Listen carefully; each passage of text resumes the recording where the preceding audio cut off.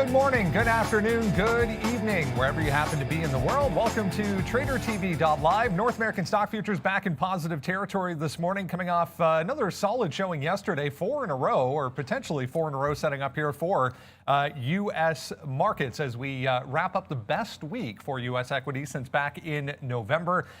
Jobless claims yesterday. We had at 8:30. We'll get the January employment numbers out here momentarily. We had another solid earnings day yesterday. More aftermarket yesterday. We're going to talk about a whole bunch of earnings names coming up here, including Peloton, Ford, Pinterest, Snap, just to name a few, all reporting aftermarket yesterday. Bit of a mix showing as far as the actual results. A couple of those moving to the downside this morning. Palantir shares. More news on Palantir. We talked about that deal with BP. That was last week. We're seeing an extension of that deal this morning, so a little more positivity coming in on Palantir this morning. It's Friday, February 5th, 2021. TraderTV.live starts now.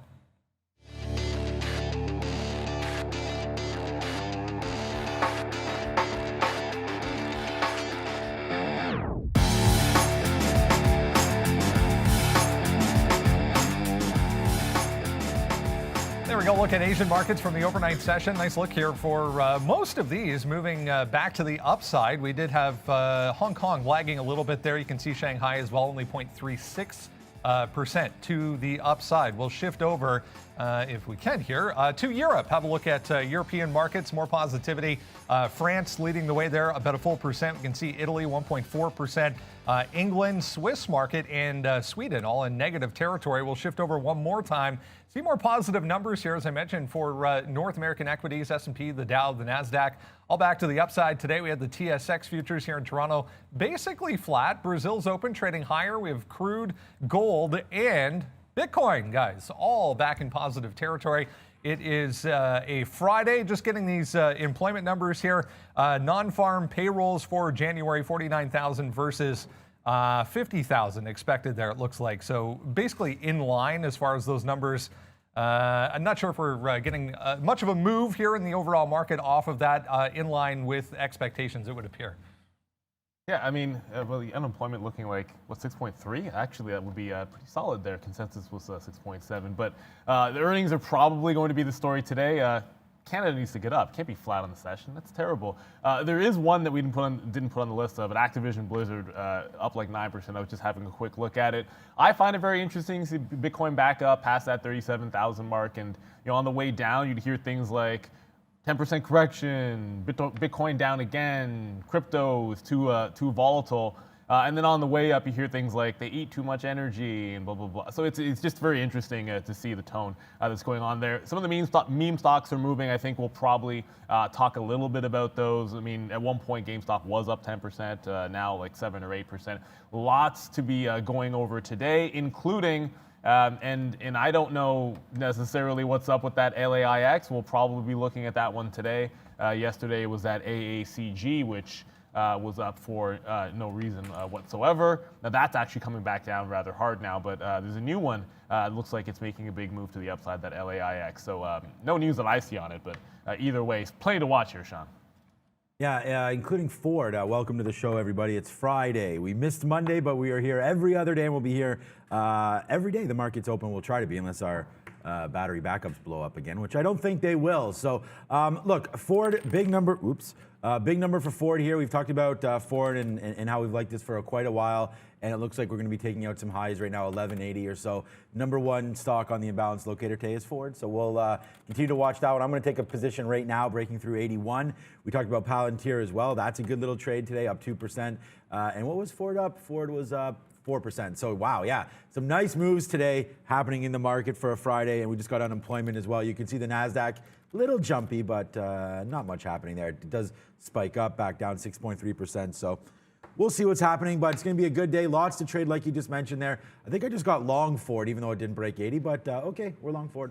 Yeah, here we go. Lots of earnings, lots of positivity surrounding earnings. Before we get to that, let's bring in Miss V, working remotely once again this morning, and will be with us all day as well as next week, working remotely as well. Good morning, V. Good morning, Brandon, and happy Friday, everyone. Let's have a great trading day, get as many likes as possible, and let's get it started, Brandon. Let's indeed get it started here, guys. We had probably the biggest day as far as earnings are concerned yesterday. We mentioned Activision Blizzard, one of many to the upside today. We have a bunch of these on the list this morning. Overall, I mean, it's one of those days where we kind of have to, pick one or two or maybe three even and kind of narrow our focus here a little bit as far as direction is concerned. A little positive or a little more positivity as far as the overall market is concerned this morning. What is exciting for you guys so far? Sean sort of nailed it with Ford. It's going to be at the top of that list, not just because it has tremendous liquidity, but it's been a good momentum stock in general going into this. I'm probably going to be looking at Pinterest again today. And obviously, we were trading it yesterday, and there was a decent move in the afternoon, which pales in comparison to gapping up post earnings, but that's always going to be expected. So it's one of those like stick to what you know type of things. Now, I was looking over at Activision Blizzard. It's not always the most liquid stock, so we're looking for things like pre-market volume and some trades to line up. It's one thing for a stock to be up 10%. It's another thing for there to be some actionable trades that you can see, and I think that's what we're going to be hunting for today. I did want to just because some people might be watching that. Whatever, this LAIX stock, just actually noticing that it broke through a level that I wanted to see happen maybe at the open, that 8 even. However, I will say with this one, after what I saw yesterday at ARC, I'm going to be very hesitant to be shorting this one in the afternoon. Regardless of what happens in the morning, I almost don't want to be short this one at noon. So like someone slap me in the face if I'm holding a short into lunchtime on LAIX, unless it's like at $6 or something like that, because 200% no news. We saw what happened the day before. I just think you stick to the stocks that you're the most comfortable with. There'll probably be some trades over on things like AMC, but I really like Pinterest. I'm with Sean. I like Ford. The only difference is I was looking at 1185 to the upside. Yeah, we're long already, 1181, so it's at 1183. Look, I'll be trading Pinterest today. I like the big movers. Yesterday we crushed it early on PayPal, and then it fell back down. So, I'm really, really super excited about Pinterest today. Like Neil said, let's trade what we know, and so I'll be trading this stock for sure. We'll go to the upside here, 88, 89, that's easy. And then we dumped some of our Peloton shares. We talked about that. We were long at 118 in the personal account, and we dumped some Peloton shares last week, and it looks like a good move, although I think it was right around here. It was in the high 150, not like mid 150s, 153 maybe even last week, but yeah, there's Peloton. I think it was literally like right around here, 150, might even 151, 152. So not too much different. And Peloton doesn't break this 50-period moving average. So we'll be watching that today, down 6%, rebounding a little bit here we got low. I wrote down here some 143s on the sticky note here, but we'll wait to see what happens. That's that bottom there. So I like Peloton today. I think for a short, well overvalued probably, but it continues to go, man. Big quarter for them, just down 6%. We'll see what the action is off the open. But hey, I'm excited for Peloton, Pinterest, and I'm already in Ford, guys. Sean, you want to have a look at Luckin Coffee here? Just seeing a note from Jeff Mendel, the man at OTC Markets, saying that Luckin Coffee down huge this morning. And here is why, guys. We could throw my screen up there. We'll have a look at this. Yeah, this just out. Chapter 15, bankruptcy protection. I guess that's, 4 better than 11? I'm not entirely sure what chapter 15. Well, maybe it's something to do with a pink sheet situation, because yesterday we had it here. I mean, this is just yesterday's chart. Oh, wow. It's not going to look too crazy, but 1285 looks like 7. Okay, good thing. Thank you to Jeff Mendel. What's up, my friend? I can't wait for you to be able to visit us again there. VP, I think it's VP Operations, whatever, it doesn't matter, VP anyways, over at OTC Markets. So, if they're filing for bankruptcy, then we do expect it to obviously come back down here. Once you're off the pink sheets in the U.S. market, go forward. Once you're off the pink sheets in the U.S. market, there's not too much else to go. I guess they could get listed back over. I'm not sure what their situation is in Hong Kong, if there are any A shares over there, what they're, where they're listed. But yep, thank you for that, Brendan, and thank you, Mr. Mendel, for that as well. We will watch Luckin Coffee today, but here goes Ford, guys. We're already in this one. This is the daily. You can see we busted it through at 1180 right now, and I tweeted that right on Twitter as soon as that trade happened. It went against us 1 penny. Now we're in the money 6. So yeah, Ford, way to start the day. All right, we'll bring in Mark Roberts here, president of Sun Lake Strategies, get his opinion on a number of things. I mean, a busy morning, Mark, good morning. Let's start maybe with this jobs report number, kind of, in line to a little bit better than expected. Not seeing a huge reaction here from the overall market, though. No, I think that's looking in the rear view mirror. I think the Lower number for unemployment of 6.3 is very bullish. The lack of jobs coming up, quite simply, without being political, it's a question of December was a month where 15 states in the U.S. that had no lockdowns, unemployment turning to more employment, more restaurant usage, etc., had enough employment to make the difference. Those states that remained in lockdown, New York, California, and the rest, where they had no movement, those were the states that had no job growth, and I think that's the story. And we'll see how this plays out as we get towards the open here. Going into the last day of the week here, Mark. There's a slew of earnings reports. It's been a very busy week, the busiest, in fact, for earnings this week. Is there maybe one or two that are standing out this morning that are kind of catching your eye as maybe a surprise or doing better than expected? Well, PINS certainly is quite extraordinary. That stock has had almost no pullback. Peloton, while it's a terrific product, the problem is it's tough to get, and I think they're going through their normal growth squeeze, so that's not a surprise. So those two are the ones I was looking at this morning. We saw a few names in the gaming group, DKNG and Penn National yesterday making moves, some more analyst moves in this group again today. What are your thoughts on this gaming sector? I think the gaming sector is terrific. ATVI, I've been long forever. DraftKings in your Penn group has been a home run. Effectively, anything that puts that entertainment spin on staying at home to being able to bet has been a home run. I think that continues through the rest of the year. We've seen a bit of a cooling off, I guess, as far as these crazy stocks that we've been looking at over the past week or so. A little bit of a bounce, though, or attempting to make a bounce when we speak of GameStop and AMC this morning. Is this to be expected? Yeah, this is going to go back and forth. The quote-unquote game of the retail to the big hedge fund guy, there's enough animosity between the two. I think they'll continue to try to reposition themselves day to day. But the list of stocks that have short squeezes are enormous. Jefferies put one out a few weeks ago that had about 15 names that most people aren't even following. I started looking at Tootsie Roll yesterday, TR. But these are the kind of names that just aren't talked about day to day. And we're seeing a lot of these little teeny tiny Chinese stocks. This LAIX again this morning popping up. We had a few yesterday. AMBO, there was that AACG as well. Not terribly high on the short interest, but very, very small market caps, very, very small on the float side of things, with seemingly no news. What do you make of these? I think it's the same as what we've seen. You have retail that have funds that want to buy 2, 5, 10, 100 shares.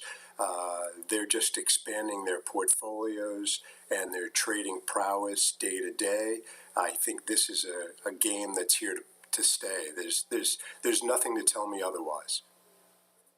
Yeah, and Mark, welcome as always. And sort of along those lines, and just going through the notes that you're talking about, and not to be mistaken with Rocket, which Sean is usually talking about, Rocket Mortgages, but Rocket Pharmaceuticals was one of these names that sort of has popped up here.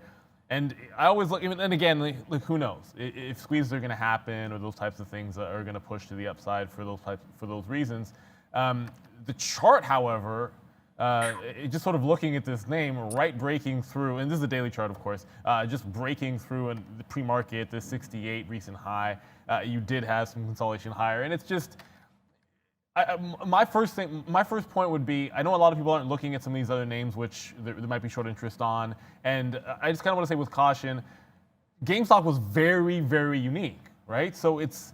Yes, there could be upward pressure for more reasons than just fundamentals here, and there might be some actionable trades, but expecting that or thinking each one is going to be a 10-bagger or 5-bagger or even a double up is a little bit crazy to me, and I just kind of hope that people see these with maybe a little bit of caution, because it can look great on the chart. And you're like, oh, this is actually even a real company too, for better or for worse. What's your take overall? Because as a day trade, it's going to be hard to ignore these. But would you be playing in any of these names that pop up on those heavy short, or is it just sort of a curiosity? It's more curiosity at this point. I think if you're fast enough, yes, you can still make money. I think anybody who's going in at 18, expecting it to go to 1,000, that just doesn't seem plausible. RCKT that you put up there, that's a beautiful pattern. I mean, trading 51.70, you can pick your spots. There's tons of clusters. These are more names that I would focus on if I was taking a day trading position. The GMEs and all, yeah, you'll get some legs on them, but you got to be cautious that you don't get caught in the downdraft on a Friday afternoon when people want to square away their books. Right. I think, yeah, caution is certainly going to be the way to go there. You mentioned Activision. I was looking at this this name earlier, and you said you've been long it for a while. It's a stock that was one of the ones we know about. We only ever bring it up on the show during earnings. This is like the umpteenth time that's been true, and it just feels like a bit of a missed opportunity here. So it's not on our watch list, and we're going to be talking about Pinterest. I love Pinterest. Have for the greater part of the year now. So I think that's one I'll be definitely trading. But give me some color on Activision as to what we might expect today. It's not the highest in terms of pre-market volume. I mean, certainly if there's any kind of a pullback, which I always love defending pre-breakout prices on positive earnings, and if there's a chance to even catch this 95, 96, turning into previous resistance into support, I usually like that for a day trade and a sell-off. Maybe that's like a next week type of thing, if there even is one. But what are your thoughts on this in the short term? So we're talking the next couple of days. Well, first of all, 88 has been a massive cluster support. Then you could make 92 your next cluster support. So you've got levels back and forth that you could be trading this, long as you're not trying to make nickels and dimes, and you let things expand on a pullback or expand on a rally and wait for that next dip. I think there's tremendous opportunities. Something along the lines of ATVI, analysts are going to probably push it somewhere around 115 to 130. So this stock is here for a while. Also, another stay-at-home gaming stock, and then just go right down the list. You've got, your Netflix and your Disneys. There's tons of names in this space. Yeah, don't get us started with Disney because, of course, reopening plans in California, which has, SeaWorld, Six Flags are both up. Actually, more than Disney because, hey, if people are buying Disney for other reasons, that's why it's actually flat on the day, I would guess. But I don't think you've missed the opportunity on Disney. It actually still hasn't broken through the high here. So, what are your thoughts? Because we've been saying buy every dip on Disney for weeks and months now, and we're looking at a possibility to get to that year-end high with just like a couple dollars worth of movement here. I'm not saying it happens today, but there might be a breakout through the top happening. And do you think there's a pullback before, or are people looking at only being able to get in on that break? Oh, I think on any reasonable pullback here, you've got room probably to 210, 220 on your chart. It's a home run. I mean, this continues to be the recovery play along with streaming and all the other services it supplies. Yes, and I know Sean's going to agree, but I'll throw you over to him. We love Disney around here. My daughter loves it even more than I do. Yeah, I think I love it more than my kids because, Mark, we're long at $80, so I'm loving that there, and it's paying for the Disney Plus. Is it Disney Plus? I guess so. Yeah, whatever it is. So, Mark, you and I, how's it going, by the way, Mark? How are you doing on this Good. Friday? We're getting another snowstorm here. Oh, you got another one? Right, it has snowing right now. Oh my God! That's the thing. Don't you think? I mean, and you tell me. I know you've been up here to Toronto, but like, doesn't Canada get a little bit of a bad rap? I mean, we don't even have snow right now. Like, we have like maybe an inch or so, not even an inch of snow. We are supposed to get some, but our weather doesn't seem to be as bad as some of the East Coast there down in the U.S. So stay safe and yeah. How many inches do you guys have now? A couple? We got a little over 2 feet. What? And now it's coming down again. 2 feet. Oh man. Okay. Well, yeah. All right. So there we go. So that's the bad rap I'm talking about. But my igloo is ready in the backyard, just in case that does happen for some of those Canadian references there. One more thing I was thinking about. You've got rates that are lifting, a dollar that's lifting. You got to stay with the financials as well. Yep. J.P. Morgan, Morgan Stanley, Goldman Sachs. These continue to be winners. Yeah. These may not be for the day traders, but for the position takers, these are great names. Mark, I just look. It's funny you mentioned that because you know we've talked about this again. We're long J.P. Morgan sub 100, but I just looked in my investment account and I just got a dividend from them the other day. So even though it's small, we're hoping that they can hike some of these dividends. Still, yeah, J.P. Morgan continues to work 138.50 to the high side here, and it did have that pullback. This was making me super nervous. Like I almost got out.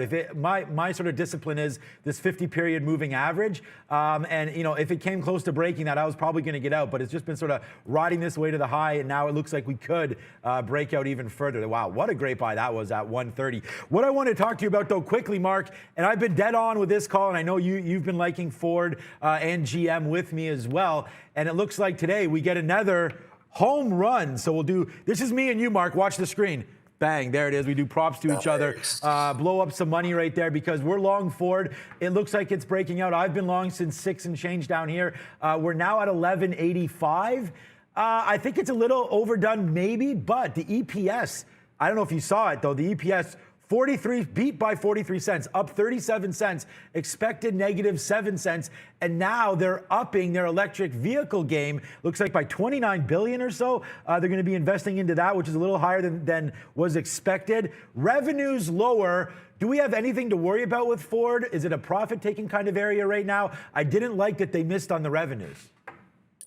The answer is it's got to get through this 12 and a quarter area. Yeah. GM has been the better pick for me, and what I started to look at in the last 48 hours was RIDE, right, Lansford, because they have a factory, they're doing electric vehicles, and it's the cheapest one in the group. Yep. And who knows if they start teaming up with GM and or Ford. Yeah, I guess Ride. Yeah, I mean, I guess that is the whole thing here about speculation about some of these different newer names coming through. And what you like Ride? I mean, I guess it needs to break through this 29 here. I think if that can happen, then we'll get going. And I guess you're right.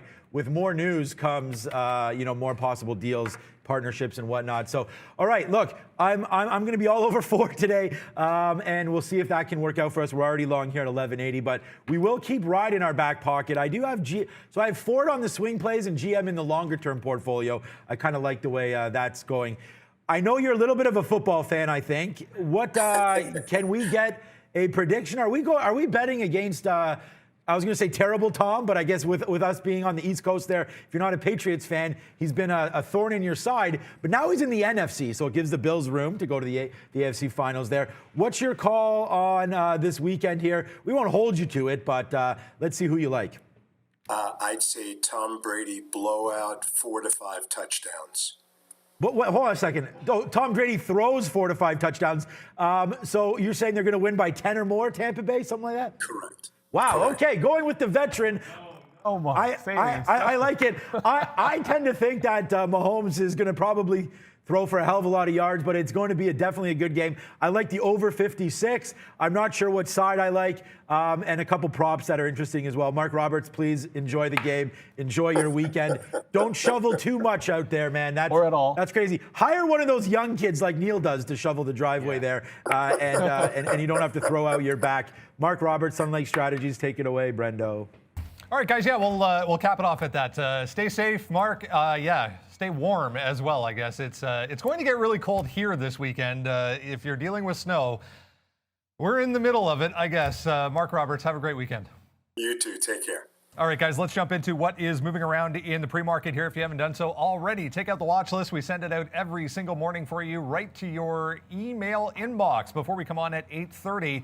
There's a lot to get through here this morning, guys, so let's jump right into things. Twitter, the first name we'll talk about. This is not earnings related, obviously, but Google Cloud announcing a new multi-year strategic partnership with Twitter. This came out aftermarket yesterday, so we did see a little bit of movement here in the aftermarket yesterday, guys, for Twitter. Yes, I just got a new position, so I wanted to quickly show it to you guys because there was that TTOO. I do believe that Take-Two is on the bottom of our watch list. T2 Biosystems, sorry. 350, there was a huge consolidation below this 350 mark, pre-market low. Also, the 340 was the low end of this little range. I was able to get some in before it broke at 41, and then the rest at 40, just immediately scalping some out in front of 335, and then work it all the way down to hopefully a 3/4 mark. So going to be watching TTOO. I'm late to the party on Ford. It's having some trouble getting to that 1190, but it's still heading towards the upside there. So just want to let you guys know, TTOO, it's the bottom of our watch list, T2 Biosystems. Okay, yeah, so we will talk about Twitter. I just want to give a big update here to crypto land. BTC back to 38,000. Like, what a dip that was to 30 there just last week, really. And then our friend, I'll change up the charts. ETH, Ethereum, yes, 1720 right now, and Ethereum's really the biggest coin that I hold. I hold way more Ethereum than I do BTC, but those of you that remember Cardano, I just talked about this yesterday. 17% in one day, not too bad, and we're going to go higher, higher, higher. We talked about this in January when it was 20 cents, so nice look there on Cardano. But okay, that's a crypto watch. I'm a crypto kind of guy, so you guys, well, I mean, I'm everything, trade stocks, marijuana, crypto. We'll just keep going here to the high side. But Twitter, okay, I thought yesterday when me and Brendan were sitting here when the news came out, I was like, okay, this is great news for Twitter because new partnership there with Google. They're moving their stuff over to the Google Cloud. But I guess that's not that huge. I mean, cloud is cloud. You can use AWS, you can use Google, you can use Azure from Microsoft as well. So that fades back down. So up to 58.50 there and right back as if nothing ever happened. So maybe it is a nothing burger. You do see this big announcement. This is what I'm talking about. Brendan and I sitting there watching this right after 4 o'clock. It was almost like it was earnings. It bounced up $2 and then came all the way back in. I was talking, and again, if you guys are watching for the first time, welcome, but we were talking about this and reversing this trend. Basically, as soon as kind of Biden took over and Trump kind of left, there was a downward move here on some of the banning of some of those accounts off Twitter, but then that sort of got overdone, I feel like, anyways, and now the world just moves on, and Twitter continues to be a good one. I'm interested to see what they can do with their ARPUs coming through, and you know what? I don't know. It's exciting for me today, but it's only 56,000 shares. That's not big enough for anything today for me. I know it's only 857, but that's probably not even going to get to 200,000 or 300,000. It's not on the imbalance locator. We'll look at that right now. I mean, the only position I'm in right now is Ford, J&J with big numbers. The point I'm trying to get at here is that there's not enough volume to do anything today. I would much rather look at an 800,000 share Snapchat trade than worry about Twitter right now. All right, let's talk Peloton here as well, guys. Big blowout quarter for Peloton. They reported quarterly profit and revenue that more than doubled from the prior quarter. Total quarterly revenue, 128% increase. Their subscriber number was through the roof, right across the board. Very, very positive numbers. However, they did come out and say that production remains limited. So there's still way more demand than they can actually fulfill. So is this not a good problem to have? Look, obviously it's a good problem to have more demand than you can fulfill. But the issue with this and why it probably got sold off is it's continuously the same story. This is exactly what was being talked about last quarter as a concern. And yes, they're doing stuff about it, but they're also making some transitions, which I think are good ones, to be able to expand their product line and be a little bit more robust when things get back to normal. But you want to tackle that supply issue and delivery issue before you make that transition. So this is sort of a key point here. This cannot be lingering until the rest of the year for them. Overall, I think if it does continue to sell off, and again, I've sort of been on the other side of not Peloton in general, but every time there's a chance at a pullback, there's been really, really good ones, and you can see on the daily chart it has very, very healthy ones. I just look at this 140 here and just feel like there's a really decent chance we can test that in the next week, whether or not that's going to be today. So my first thought and it's going to be a different setup because of this break that happened at 147, was that I liked the short through 145 in Peloton. I do not take, and I wouldn't have done it in Qualcomm if Qualcomm had broken 152 yesterday, but Peloton does break this 147 top. It was all the way into like a 149 before slightly reversing. So that usually takes the 145 breakdown trade at the open completely out the window for me. It would travel too far into it. A lot will have changed by that point. So I'm looking for the fade on any kind of, if it tries to fill the gap anymore. In that particular case, I look at 157 down to like that same, like this 143 bottom, and then you sink 150 right in that middle. If we can hold the line at 150 off the open, I'd rather short in front of that as a first look on Peloton. Can revisit the 145 break a little bit later on in the session, but it's too far away now to bank on that after this little push up. I really want to hear our viewers' opinion here. And again, I'm not trying to talk down to AMC or anything. It's just I really want to hear, and I meant to ask Mark Roberts about it. Like, what is the thesis for this thing to go up? Because I just double checked, and it's 15% short. So that is a decent amount short, but it's not enough to push this higher. We started this whole thing at 234. We're now at 750. If you guys could tweet at me at TraderTV Sean, I don't want to fill up the chat here, but I just, I'm still holding calls. So I would love for this thing to moon, and I'm cheering for it to moon. But I don't understand. I can't wrap my head around what the thesis for more upside would be. I mean, Robinhood's going to turn back trading. I think they still have it on AMC here. Maybe it's limited, and if they go unlimited on the amount of shares people could buy, maybe we'll start running this thing back upside. Again, I know there was hundreds of millions of shares dumped on the market at 1920 by Silver Lake there. So I'm just wondering about the theory on this one to go up. I'm holding my options, and we'll look to see AMC today. It's only 4.5 million shares, pretty good. And the reason why I bring it up again is I'm not saying there's not too much interest here. I don't even see it unless I'm missing it. No, it's not even on the top 15 here or anything on the imbalance locator. But I do want to look at AMC. It did hold 7 pretty good. I mean, sure, it dips to 680 there after the market, but it holds 7. So I'm going to use 735 here. Hopefully can hold that level as well. But I'd really, really like to go hard on AMC. Right now, Brendan, maybe you've read something, but I don't really see a theory here for this to go back to the high side too much more than it already is here. I'd love to get this at 8. I mean, over the past couple of days, the degree of the down move was so severe. I think we're due for a bit of a bounce. Where that gets to is another question. There's a little headline here coming through on Nikola, guys. I just saw.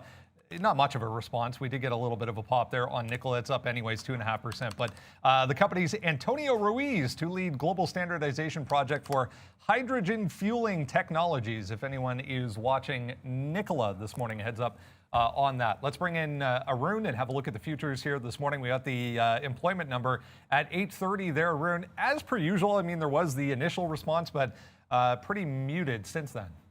Yeah, it's been fairly muted, and that means the open is going to dictate where this market goes with that unemployment report, as usual, or as is the case usually when we get the open, or when we get a move off the number and then we get to the open, we either accept or reject the number.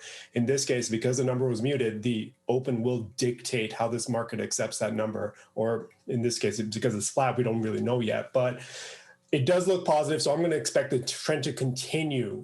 So given that number, set it aside, having that have not affected the market in any way. So now 65 is in play. I'm going to let this continue on up.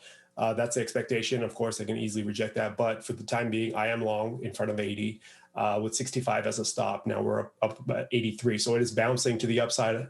And if we break through the top, I'm going to let it go. There's not a whole lot up there. This is all brand new territory. So we just let it ride and see how this one plays out. But 65 is the only level I can mark off. Anything below into the 77, all the way down to the 70s. There's a ton of action there you can work with to pick up some longs if it does come back.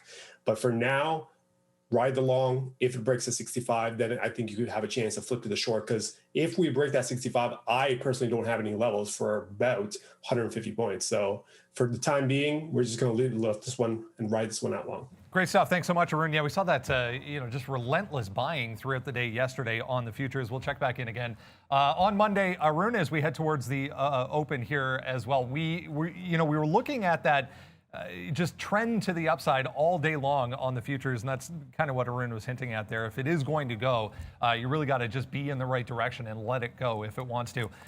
Let's go to Ford here, guys. Earnings for Ford better than expected. We talked about it with Mark there a little bit, but let's discuss some levels, what we're going to do with this chart this morning. Sean, what are you looking at as far as Ford is concerned? I'm just looking long as far as Ford is concerned. Yeah, we just did it. We just talked about it with here. Let's go over to it here. We just talked about it with Mark Roberts. I did want to give a big shout out here. Marco, I'm not sure I know you or who you are, but what up, Marco? He says, what up to me, S-H-A-U-N. That's good enough. If you mean me, what's up to Marco? How are you doing today? And I hope all is well in Marco land, not narco land, I hope. Okay, 187, 189. Look, I took the 1180 there because that was the high, and it was pretty easy for me to take that. It's only in the money 5 cents right now. We'll wait to see what it wants to do. You have 1150 back to the downside. I'm always trading off 50 levels, so to me, that's an easy one. We'll see if we can average in all the way down to 1150 or so. Could be a big hit if we're wrong. I don't want to take too many shares downside just in case it does break. I don't need to start the day off with like a horrible loss for averaging in. We hit PayPal yesterday, monstrous. We'll try to do the same here. If it takes out 1190, even better. But when you look at the top side, and again, we just talked about this with Mark Roberts, on the daily chart, this is already like there's nothing here. You can't even, even if you blow this back all the way back to January of 2020, we weren't even at these levels. Like I said, this was the spot that we got long right in here, right at this little break. That's what I was saying, it was 676, something like that. So it's a double since October. That's a pretty good return. And, new money going into this space. We talked about that. They miss on EPS, on revenues, which is a little bit bothering. But again, they weren't going to sell many trucks into this environment. We're looking at the future here, and I like Ford for a long-term play. I like it through 12. Let's just see what happens. Remember, though, we do have the imbalance here of 900,000. So what that normally means is it's going to give it this little run up that's kind of happening right now. I do expect a little bit of a pullback. If I can load up the boat here around 1160, we'll just do that. Yeah, I'll make a little bit of a different play. It's a similar long thesis for most of the same reasons. But just going back to the 21st, I'm going to show you the 15 minutes. This is that little push that it had on the open. It got to like 12.15. I think that's what Mark was referencing for that top. So for me, I looked at that yesterday high, that 85 as an entry point. I'll probably, before the open, I would take it out if it broke 75 because I think a deeper dip buy would be a different trade for me. So just working this trade through 12 and then to that 12.15 and then treat that high as a bit of a separate idea. And the best part about Ford, which makes it a good day trading stock recently, is lots of volume, lots of ways you can play it. There's buy and hold trades, there's scalp trades. There's a little bit of everything, and I think that's going to come into play today. Let's go to Pinterest, guys. The next one, big earnings beat once again for Pinterest. This was one that we saw right away after market yesterday, making big time moves. Mark was talking about this one as well, guys, to the upside. Pinterest is higher once again today. Better believe it. And it got sold a little bit going into the morning in yesterday's action. If you want to see it back here, we're talking about that, getting the little breakout there into the afternoon. It didn't run quite as far as I thought it might have done in the afternoon. Thought I might have a chance to get to like a 79 or an 80. It stalled out at 78, but I guess they were saving it up for the big earnings push. Now, up 10% on a name like this, and it's already done a bit of a sell-off in the pre-market. I love the fact that this got bought back. It came all the way to 84, and I was looking when I sat down today, before actually 7 o'clock. I was thinking if it dips down to 83, that's going to be a dip buy opportunity. When it does that in the pre-market to this 84, I kind of turn a little bit more bullish than I was. In which case, I would actually like to defend that 84 level instead of my first read, which is going to be about 83 bucks. So this one comes down here and gives me a shot at 84.50. I'll definitely like that. I also love this consolidation here at 86.50 that you're seeing in the pre-market. That gives you a bit of a break trade as well on the pure momentum. And Pinterest isn't always the most volatile stocks. And as I said if I'm going to be scalping shares out on the way up to like 12 and 12.15, it means I have to get some out on the offer here in Ford. So I'm going to go ahead and do that. But I am looking at 84, that'll be my support level, first one anyways, and then a break of 86.50 on Pinterest to the upside. I'm a believer in Pinterest. I kind of just like them a little bit more than Etsy and some of the other names. Etsy's actually fine. There's really nothing wrong with that either. But Pinterest has been the one for me, and I'm going to stick to this one as a day trade. A couple of ways I like this one to the long side. Okay, Ford just continues, man. 91s right now. We just took some out at 89. So once again, man, we're walking on water here. Like we said, we're not even sure what this is. Oh, someone said, Sean, show us your water jug. There it is, Trader TV Live. I think it's 3 or 4 gallons there of water. Oh, okay, Shakib there. I see you, buddy. I see you. I saw you mention this again. Look, I'm thrilled, and this is why I do the show, right? I mean, you gave your first 2K to your mother, your best feeling. Thanks for everything, man. I love you. We love you, Shakib. Keep it coming as well. Keep all the nice words coming, and thank you for everything. I saw a bunch of nice comments here as well for the focus and for what we do on the show. So, guys, just please, thank you so much for everything. And look, I mean, I don't even know. Pinterest, I'm going to be going long Pinterest. You know that. Get ready for the hammer. I'm a bull on Pinterest for sure, and I'll be hitting that, no doubt. But right now, man, I'm just over the moon right now with Ford. We talked about that 1180. I couldn't get my money in fast enough. As soon as that broke that level, now we go to the high side. The only tweet I put out today, guys, was this Ford one. So there it is, right? This was at 34 minutes ago. So you could have had this. Follow us. 24 likes already there. I'm long at the 1180 break. That's it, right? I'm going to tweet out my positions.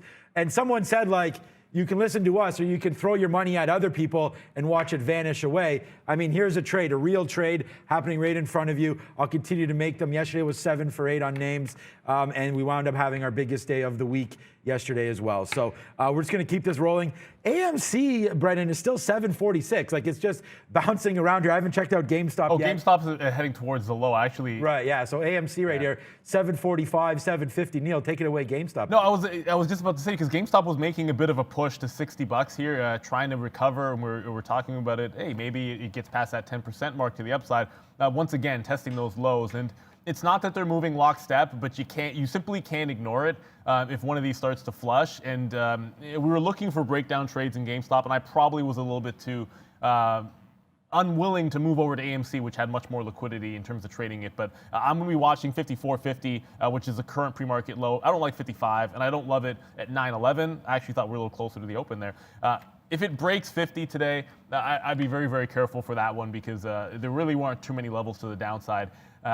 Below that, I mean, there's just going to be a bit of a gap, probably at least to like a $30 or so. Levels will probably form. I just don't see anything absolutely obvious. So I'm looking at 54.5. That's the pre-market current low. 50 from yesterday actually held a little bit above that, 51.5. So both of those to the downside. Watch out. If you're trading any of the meme stocks, those are going to be important levels on GameStop. I want to give a big shout out here to Solomon. Thank you for becoming a member, Solomon. I think we have our talk on Monday. We'll talk about that in a minute. Glenn Ryan, thank you so much as well. John as well. And what's up, Million KC there? Skills, yeah, we paid those bills yesterday with Skills. And I also want to say what up to David Campos. What up from Ontario? Oh, where's our old Canada thing again? Those of you that know, we are patriotic around here, as everyone should be with your country. But there it is, guys. And I think this is kind of important too. On Meds 1 here. LOL, trade your own book. I think that's super, super important. Like I keep saying, Neil and I trade with vastly different share sizes, different names, different ideas all the time, as with Brendan as well. So, trade your own stuff, guys. We're just here to give you some ideas. And right now, my only trade I have on is Ford, and we have lots of ideas. We've just been going over them. We both do like Pinterest to the upside, guys. Okay, guys, lots to get through still. But while we're talking of it, let's have a look at this coming up on Monday. Our members Q&A right after the show. We're going to do 45 minutes once again every other week for you. You can ask us whatever you want. Strategies, symbols, platforms, any questions you want. Join us Monday for members Q&A, guys. Another one coming up next week. So join us. Let's go to Snapchat. Evan Spiegel's Snapchat reporting better than expected earnings as well. Still a loss, but again, the loss narrowed a little bit less than expected, in fact, to 113 million, or about 8 cents per share, which was better than expected. Daily active users, though, up 22% year over year. Pandemic and all, a lot of people doing all things digital, I guess, during this time. Yeah, I'm laughing here. I'll give it to you, Neil, in a second. But Russell Jackson right here. It's been a while, but I love bacon. We know you love bacon, Russell. I mean, come on. And thank you so much, Russell, for that as well. Russell sent me a picture wearing the Valeria sweatshirt, I think it was, or T-shirt. But thank you so much, Russell, for that as well. And more members coming through rolling records. Sensei Sean on fleek made 4 times your goal yesterday. Let's hit some slap shots there for you, rolling records. And I like those words, Sensei Sean, good one. And thank you, Pablo G, as well. And thank you, Brendan, for bringing that up. Neil, take it away, Snapchat. Yeah, I mean, Snapchat, there's some talk. There was actually an IPO TikTok a TikTok competitor over there in China actually IPOing in Hong Kong and up like 3-4 times their shares. There is competition coming for Snapchat. The numbers were good. The positive spin on terms of the price action, because anytime you see a drop like this and like a 20% drop on earnings, you're going to start to be a little bit cautious, but snapped back and found some support right around this 53, 54 mark, right in the midpoint. Then made another test at that same bottom, held 53.5, holds in the pre-market, and now breaking out to the upside here at 54.50. I was looking at this little top, and it's gonna be hard. Let me zoom in so you guys can see maybe just a little bit better. There we go. Yeah, I was looking at this top here. 55.5. I mean, if that doesn't break off the open, there might be a bit of a rollover trade if you want to take it to the negative side. I was planning to sort of Pinterest be positive for the day and think of only going long positions there, and then look for some potential short trades in Snapchat. It's maybe a little stronger than I was expecting going into it, so it's probably going to be more of a fade play. But don't ignore this 54.50. That could be worth at least a bit of a scalper breakdown for like a 40-50 cent type of trade if it's after the open, guys. And just one other note, I mean, I don't know if anybody's watching El Dorado Gold. I am, but it's up like 14-15% and still going to the upside here in the U.S.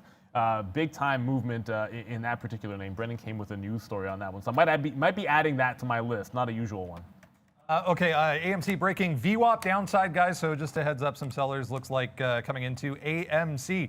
Walt Disney had a big pop in the afternoon yesterday. Representatives from both the Democrat side and Republicans in California teaming up for a bill to try and get theme parks reopened in the state once again. So big pop late in the day here for Disney. It was about 3:30, I think, that came out yesterday. So a little bit more positivity. You mentioned it with Mark there, but looking at Disney here, guys.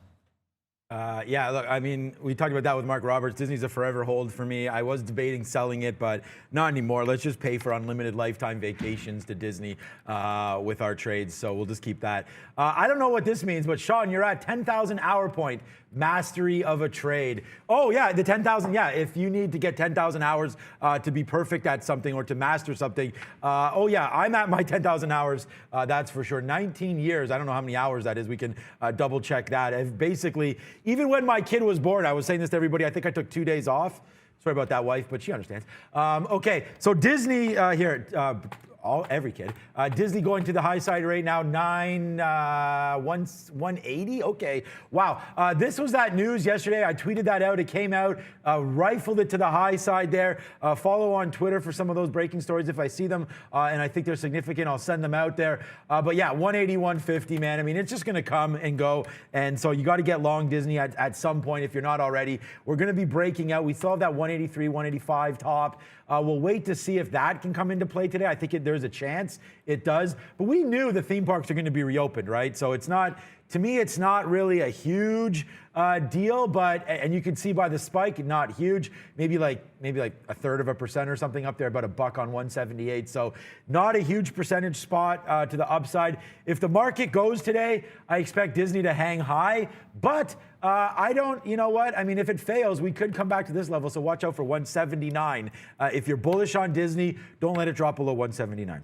Yeah, I mean, we went over some levels there on Disney. I'm actually noticing on the other end of this story, I mean, whether it's Six Flags, you can look at a couple of other names too, but Six Flags was up a little bit more than just this 1%, now sort of coming back in the pre-market. It's not always the best day trade in the world, but 4-0, nice little round number for you there as a bit of a top, and it looks like it could be on a bit of a breakout. That's a 1,000,000% no trade pre-market because 7,400 shares. It's not always the most liquid of names in the pre-market, but let's watch that one as well because on that news, it actually had a bigger run initially than Disney did because it's a more, I guess, focused name on that reopening. All right, guys, we'll continue along here. A number of names still to get through. Palantir Technologies, we talked about the deal with BP. I think it was last week that actually came out for the first time. They came out this morning talking about extending that deal, so right through to 2050. It's a software agreement for BP. So yet another day and more contracts for Palantir. Look, Palantir's been weak lately, man. You even have to pay for shorts. I had to pay for them again today. Yesterday, I was only talking about going short, and one of my biggest trades was right here on this short yesterday. You guys saw this one. What a monster trade this was through 31.90, man. Drops down $1. We called this exact play yesterday, so we had all of this yesterday. Yeah, we didn't trade it much in the afternoon at all. Very, very choppy. This is what Palantir does. We're used to that. So again, I'm kind of waiting to see if we can fall back down. Good news though on Palantir, and I'm a huge Palantir supporter. I'm long this name. I'm out about half of my long already on Palantir. Although I do think that we can break out this 32.85. Looks pretty sweet to me, man.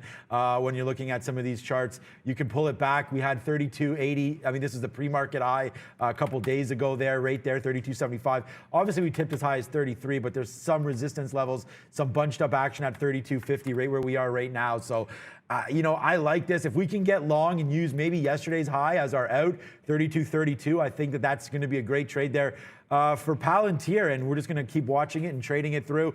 I like the name, but I am a little bit nervous about how weak it's been to start the day. Like we mentioned yesterday, it's very, very similar to NEO. Yeah, you're exactly right about that in terms of being similar to NEO for those little dips. I love the consolidation of the close at 32. That's probably the only trade I would look for in Palantir. Just a couple of alerts here, just because TTOO came back to that 340. Not going to reload because it's too close to 230. I don't load into more shorts on a stock that is moving back to the upside on that open. But Pinterest did make that break of this pre-market level here. There was a somewhat significant level in front of 87. So if it goes back to that price, I'll probably take a little bit off because I'm going to want to maybe hit that level at 87 for another breakout potentially. So we got the Pinterest a long trade. There's a couple of ways I do like this one. If we do take out this low here, well, recent low, that 85.70 or so, I like that 84.50. And then, of course, the initial thought was 83s. Doesn't seem like that's incredibly likely yet, but I'm filing that one in the back of my mind and filing it away. Let's talk about CCIV, Churchill Capital here. We have been discussing this over the past couple of weeks. The expected Lucid Motors SPAC, 3 million shares already traded in the pre-market. We learned earlier in the week, this week, that the companies are in fact discussing the potential of a merger, but the exact language was no deal is imminent. So 3 million shares here in the pre-market, guys. We're up, better part of 1.5% at some point. Did get all the way up here to 31.80 once again on really no headlines.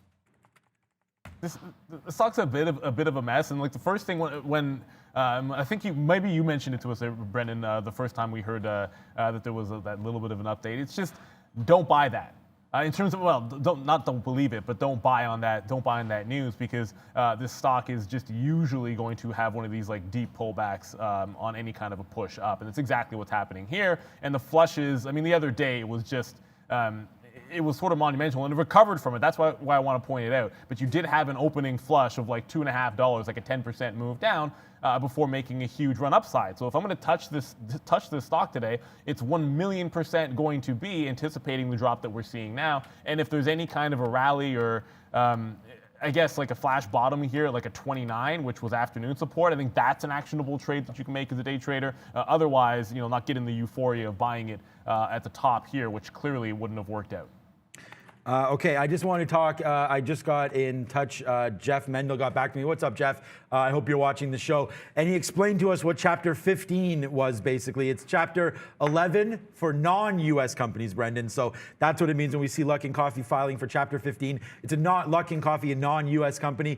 He also said that it might mean that there's a tier change. You know how the OTC market has different tiers, and you can check their website for that. Some of them, and we had a few companies on the show recently that talked about the different tiers that they're in. So it could mean that. And bankrupt companies get a Q at the end. And the example that we used was Hertz, which is HTZGQ. So that could be the change here for Luckin Coffee at some point, as they have filed Chapter 15, same as Chapter 11. And thank you, Jeff Mendel, from OTC Markets there. And yeah, we're going to get him on the show hopefully next week if he can find a haircut.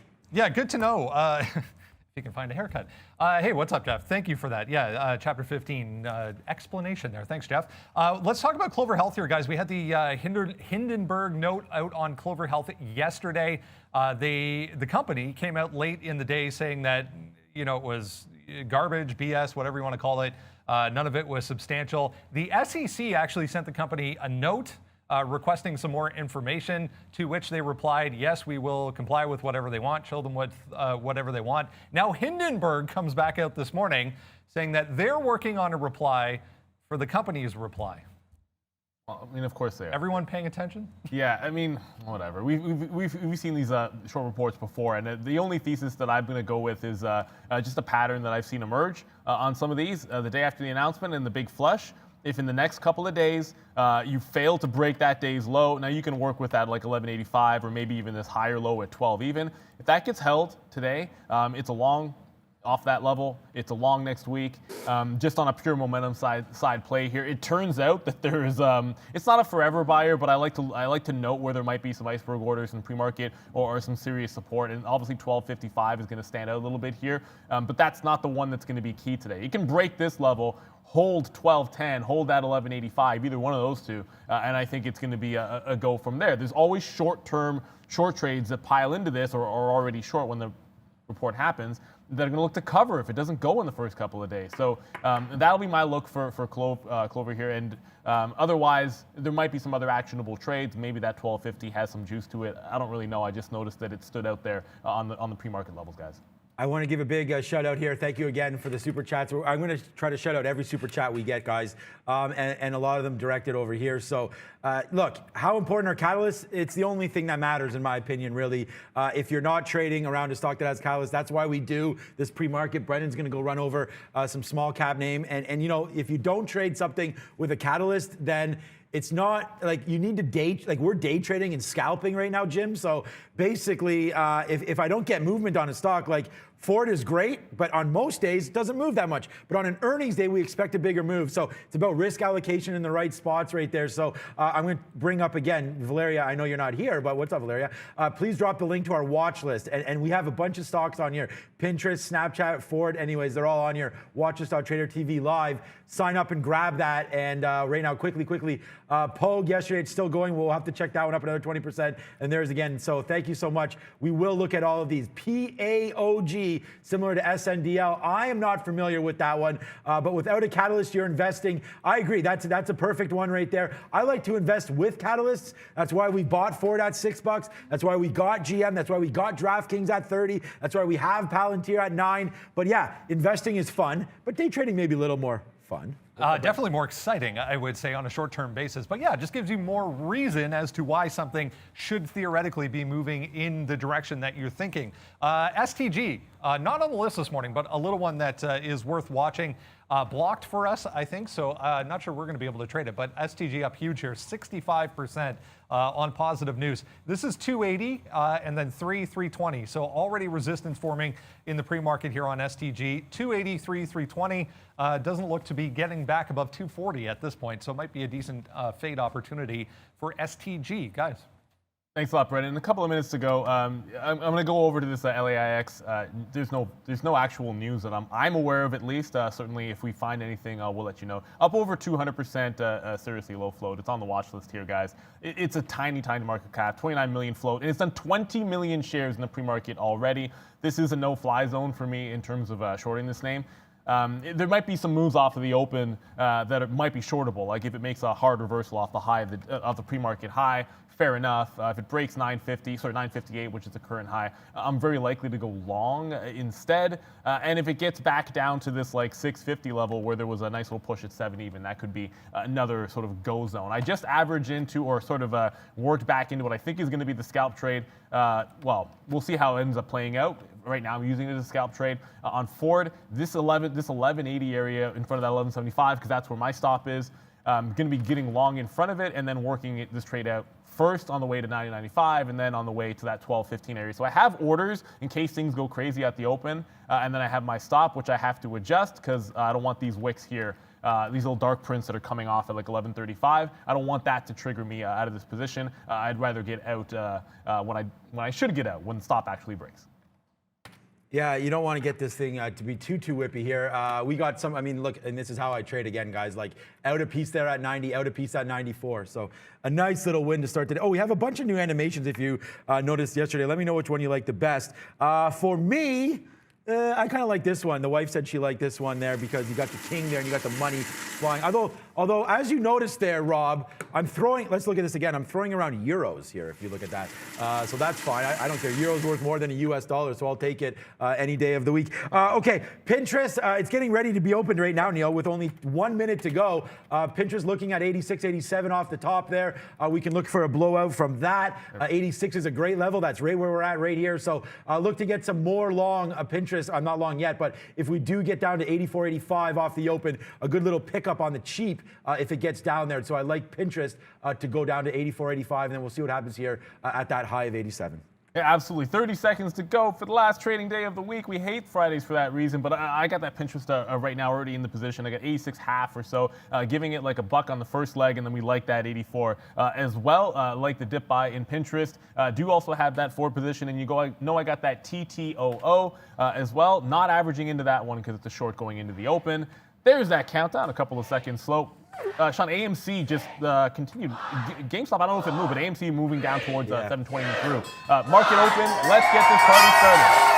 Okay, so we're averaging into Ford a little bit there. We got some longs at 70. Here comes the downside. Watch out now. Ford taking out some bottoms here, right? So we take some. I know Neil got out 11.75. I think might be a good move. No, I had to just get out manually because my stop didn't fill. We'll see what happened there, but I was able to get it myself. The 75 broke. I just got 71, 72. If it dips down to 50s, I'm definitely going to be liking that level. Right before the open, AMC started to head to the southbound side. It just bounced off of like 715, but immediately looking like it's slowing down here at 725. So some weakness initially in AMC right at the open. Okay, here we go, Ford, guys. We loaded up, and we're going to see if we can't get this to the high side right now. We still have some lower issues coming 1150 or so. I talked about that trading through 1150 off the open. We didn't get our Pinterest long. It didn't really dip. It dipped down a little bit, 85.70. Oh, here it comes, 85.70. We'll see if we can get this. Breaking through 84 might be a problem on Pinterest. So right now, a nice little win for us on Ford.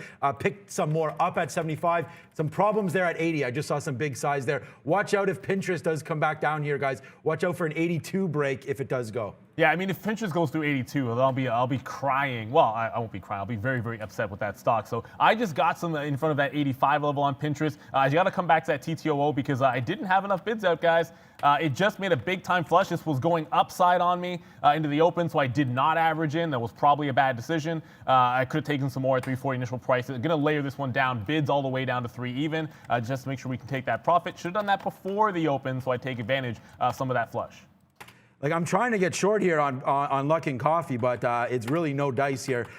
You can't really get too much short. There we go. We just took a position now short finally on LKNCY. So we'll see how far down this wants to go. It's not a big trade, but look, like 702 opens up, and we just got short right now. So we'll see. This one could burn us eventually, but we'll watch Luck and Coffee here to the downside. Hopefully, we'll see. We did get into some Pinterest there as well. 84.50 right now is our long. So we'll see if Pinterest can hold that one. And then for now, we still have some bright eyes on Ford. We just took some more 61s there. So let's see if it can hold this 50 level. It doesn't look promising right now as Ford coming back in off earnings, guys. Yeah, and I actually just got in at 60, so I wanted to get out in that 75 break and then make sure I got back in. Pinterest just bounced and it ran away from me. I tried to get some on the way up at that 84 break. I got some on the way down, but let's see if I can get some more around 84.50 at that price. I like the up, not we the did way it, down. guys, on Pinterest. Let's see this one go to the upside here, guys. Brennan? This one as well, guys, starting to go. Snapchat, big volume coming in at the open there. $3 move straight upside off the open there for Snap. Right now, 70 cents, 80 cents, 90 cents in the money right now off this beautiful long. We put on some shares right there, so let's watch to see how high it can come up. We're just rinsing it out right now, though. Pinterest long, 84.50, just taking some out. We're still 60% into this one. And by the way, look at this Luck and Coffee, man. It just keeps on tanking. We're short here at 655. It's at 620. Let's go. We did it again, guys. Throw those euros. Yeah, that one's dying a slow death over there. And watch out. It looks like AMC's headed downside one more time here. Just checking in on GameStop. No, it has not broken that 50 level, but that 54.50 has come and gone. If it takes a fresh low, it's like a 53.50 area. So I'll be watching that one very closely. Just got missed again. Pinterest dips at 15, so 85, not 84.50. So it just dipped down to 85 again. I might have to take that price for the reload. And just going to go back to Ford if I can. It's testing down. I got out around 70. Now it's testing that 1150 area. There is a pre-market low at 42. But if it cannot hold this right here, right now, it looks like the second long might be a loser as well. But so far, so good. It just picked up that bid again at 11.50. Yeah, we got hit there on Ford. Not bad, but not great trading there on Ford for me. So it goes right back down. We get out through that 50 break. We talked about that. I don't like this now again, man, until we get back into the 70s. So we'll leave that alone for us right now. NEO coming to the downside. It breaks through 57 there. We just took a little bit of a long. Look at the futures, guys. Crash City right here in these futures. You got to watch out for that as well. NEO long, Pinterest long, and Ford still a bit long, but we are getting ready to dump out Ford here if it does break a little lower than this, guys. And remember, Snapchat, guys, said the only way I wanted to short was to fade into Snapchat short. It does pop to the upside, gets all the way back to almost yesterday's close, that 58.30. I catch on the way back down, 57.75. Use the high of the day here. This was a couple of ways I wanted it short. When it showed the strength, I decided I would sell into any move to the upside. So that's what we've done here. 75, I said, is my price in. I'll get some out probably in front of 57 even, but got to get this to the high of the day at least. All right, guys, we're trying to get huge here if we can today. Everything's working out pretty good for us. Pinterest, nice little 50-cent win there. We talk about that over and over again. It does go pretty high there, but we are going to get some out as we just continue to go down on Luck and Coffee. NEO's starting to go to the downside as well. Damn it, I wish we didn't have that huge hit there on Ford, but we'll watch out for Luck and Coffee breaking through 56.79. What's up, Brent? Got to watch these as well, guys. AMC and GME breaking downside here. Very important level from yesterday afternoon, just being tested here and breaking as we speak. AMC was just nothing but weak all day yesterday as well. Yeah, I talked about that, and I couldn't find a thesis to go long on that stock. So, okay. NEO still trying to bounce around here. Make it out of a little bit just to absorb some of this in case it does continue to go down. Watch out for the futures, guys. Yeah, and here comes pins. The 83, this is the last line of defense for me. If it breaks through there, then like I said, I'd be unhappy with that one. I love it to the long side, but don't always trade your book. Got to have it out. 83 is going to be mine. I don't know why we missed this one. Apologies, guys. Cassava Science is down 20%. It was a huge runner. This is falling off an absolute cliff after yesterday's action. It got to 130. It's been more than cut in half here, so I'm going to be watching Cassava Science's late entrant to my list here. Brendan? So much to look at today, guys. We 50 mentioned break. this one briefly there in the pre-market. ATVI, though, just popped above that pre-market resistance level and is now in all-time high territory. So Activision Blizzard, all-time highs, guys. I mean, look at this Luck and Coffee, guys. Bang, bang, bang. We gave that to you. Spoon-fed it to you guys today. Thank you for Jeff Mendel. Bang, bang, bang, bang. We're up a lot of money right now. So we just won't talk about that all the time. But good little long there on Pinterest. We got out of 50%. Now we're holding a little bit to the downside. Let's see if that breaks and gets us out. No stop in sight at all for Luck and Coffee, unless it's just bouncing right now. We'll see. But yeah, we're loving life right here, trying to get in and out of Luck. And as you see how it's bouncing around here, guys.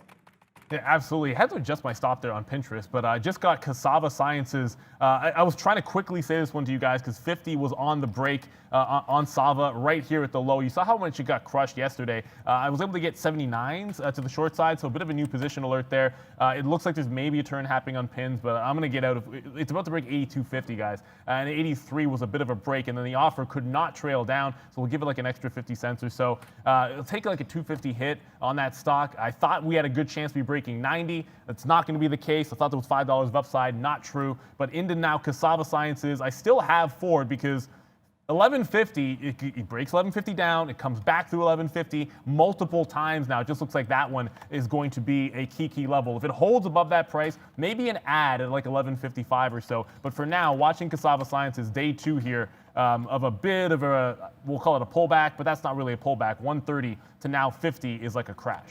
Yeah, exactly. So, we still are in this pins. We're going to use this bottom as 82. It didn't break yet, so we're still in that one. We'll see if that makes any sense to us for the longer side here from this point. I think it's probably worth a little bit of a dig here to go longer if we can on Pinterest coming up very, very soon. AMC bouncing around a little bit still. What's up, Brent? CCIV, Churchill, my chart is not coming up, but the company came out with another response to their response from yesterday. Again, saying that they cannot confirm or deny any discussions with Lucid, guys. Oh, let's go to CCIV here then. Got to watch. And we talked about this not wanting to long that news. And looks like it was a interesting story, and you could have had the only long was catching that little bottom. Now, this had already happened when I mentioned this, catching the low on CCIV, so there's no way you're actually getting this trade. But the breakout through the top, I suppose that's going to be there. It's a pure momentum play. It's probably going to be a little bit of an in and out for me. But I simply can't ignore CCIV through the high there if it's going to make a push, guys. Let's be real. We'd love to find Ford here for you guys again, but right now, yeah, it needs to break 1160 if we're going to go long on Ford. Right there, not a bad spot to go long if you can get it. We are just dumping some of the shares that we still have on it. We're pretty light on that one. Pinterest absorbing this 83.50, so watch out to the downside on that one, guys. Yeah, oh my goodness, AMC. I knew there was something that I was sitting here missing, and it was like, yeah, AMC through like 7 even, through 675. The weakness is definitely in here. Look, I'm going to probably try this one off of a 75 area, just see if we get a chance at another flush in on AMC. Brendan? Just reopened again, but big mover from yesterday. Lizzie, guys, L-I-Z-I, just halted, but reopened downside again through 12, actually 13, just broke again on the reopen there, guys. Okay, yeah, AMC's still going to the downside here, and here goes Pinterest even further down, guys. So if this breaks 82, we're going to be out. Pinterest, a big-time fail there today off earnings. A good report, like it's still up 5%, but the action here to the downside, selling off Pinterest, guys. So yeah, that's going to hurt a little bit. Nothing like the win that we had on Luck and Coffee. We are completely out of that one. We just destroyed that to the downside. Thank you so much, Jeff, for that. Made way more on that one than we did wind up losing on Ford. So here comes 1160 on Ford. We like the long through here as well, guys. And yeah, like 1155, I talked about if it came back up. It held this 50 so good, the pre-market low. If it came back up, I wanted to catch them at 55. Just did that for me a couple seconds ago here on Ford. I'm looking to add, if Sava breaks down below 50 again, I'll probably try to add through to my position. I already have the 50 short on that name. I did miss the chance the first time on AMC, so if it does try to roll over here, which it looks like it may or may not, I picked them up at 70. I only really give this to 7. Look, you can't, if you miss the initial trade, you just don't want to dig in too deep. On the bit of a pullback, but after what I saw yesterday happen in GameStop and AMC, I mean, shorting some of the pops is definitely, I think worthwhile. Short the pops. Yeah, good trading today for sure. Yeah, the only stock that we've really failed on, obviously, was Ford there, and now Pinterest coming to the downside as well. So yeah, I was looking at an 84 break, maybe an 83.50 break is better, but we've absorbed this 82 a couple times. So we will maybe try to get a little longer now, just making sure we have the stop orders to go on that one, just in case it does fail back down. Neo looks like it will fail. We took a long there. We're going to wait for the bottom to break through. We took some out. Not loving Neo, so you're going to see me get in and out of that one as we go here. But so far, so good. AMC, I know that's a name that you guys all want to look at. I haven't traded it today. I was asking you guys when it was at 750, like, why are we going long on this name? And, you know, the only answer was we love movies. So, yeah, I love movies too. 685, hopefully bounces there off 650. Good long if you had that one off some previous lows. Great trade. Yeah, I mean, that's the thing. Like, you can work off of those previous lows. That's why I've been watching GameStop. That LAIX, remember I said no go for the short trade? Thank goodness, but I should have probably even thought about the long. I never do this. And look, it just pulled back off 1150. I'm actually thinking about playing the long side on this just for a VWAP bounce here. So watch that 9 even. There's no news on this stock. It's up 300% or almost 300% on basically nothing, guys. Brendan? Bill.com, guys. Bill in New York, B-I-L-L in New York, up 22% today. This is all-time highs after earnings. So they reported as well after market yesterday. This is 140 yesterday. We're at 170 for Bill. Bill, good old Bill there, making some moves there. Good trading there. We're going to still try to trade some of this luck in here, but we don't want to get caught as this can be very, very violent trading here on LKNCY. As you guys can see right now, a lot of volume, over 10 million shares right there. We took some 6s there, out 04s. Not a big trade at all. Neil going back in. Unfortunately, Pinterest does fall down a hole, so Pinterest goes bearish there as it does finally break. We tested it a little bit there. I talked about that. We still like the long 384 if that comes. Right now, I'm just waiting for Ford to see if it can take out. Ooh, those prints didn't happen. This is only a 1-minute chart. Take out this 1160 is what we're looking at there on Ford, guys. Yeah, I mean, Ford, I did add to that one, so we're going to have to live with it. Holding 55, which was my entry price. I just saw Sava break to the upside, so I don't know which one I'm going to hit here. I'm going to go poo-poo. Poo-poo for Sava, poo-poo for pins, and should have been long that LAIX off of the open. Here comes what might be a VWAP bounce. And again, I want to caution here because, look, there's no news on this stock. It's a low float name. It's literally done 2 times its float, well, almost 2 times its float already. But I've seen these ones go semi-parabolic before, especially even after a pullback where I'd be thinking about shorting it. So I'll give the first pullback a try. Won't let it go through 9 even. I won't get too crazy with it here, but certainly an opportunity here on that LAIX. Yeah, there's opportunities abound on everything today, guys. We just had a couple missteps. Okay, NEO's no misstep right now as we continue to go to the high side right now on NIO. We'll see if we can get some out now, but we're right at that VWAP. So for me, this is a great spot to think about getting out now on NEO here as we continue to go to the high side with it. It made some nice bottoms. Can it get going? I don't know. Look at the futures already high, and we're at VWAP. For me, this is a good spot to get some NIOs out right here, 57.30, right at VWAP. We are long 57.17. It's a small win, but it just hasn't traded properly. I'd rather get a long if we can maybe break this little level here, 57.45. Let's dump some now as we're at VWAP.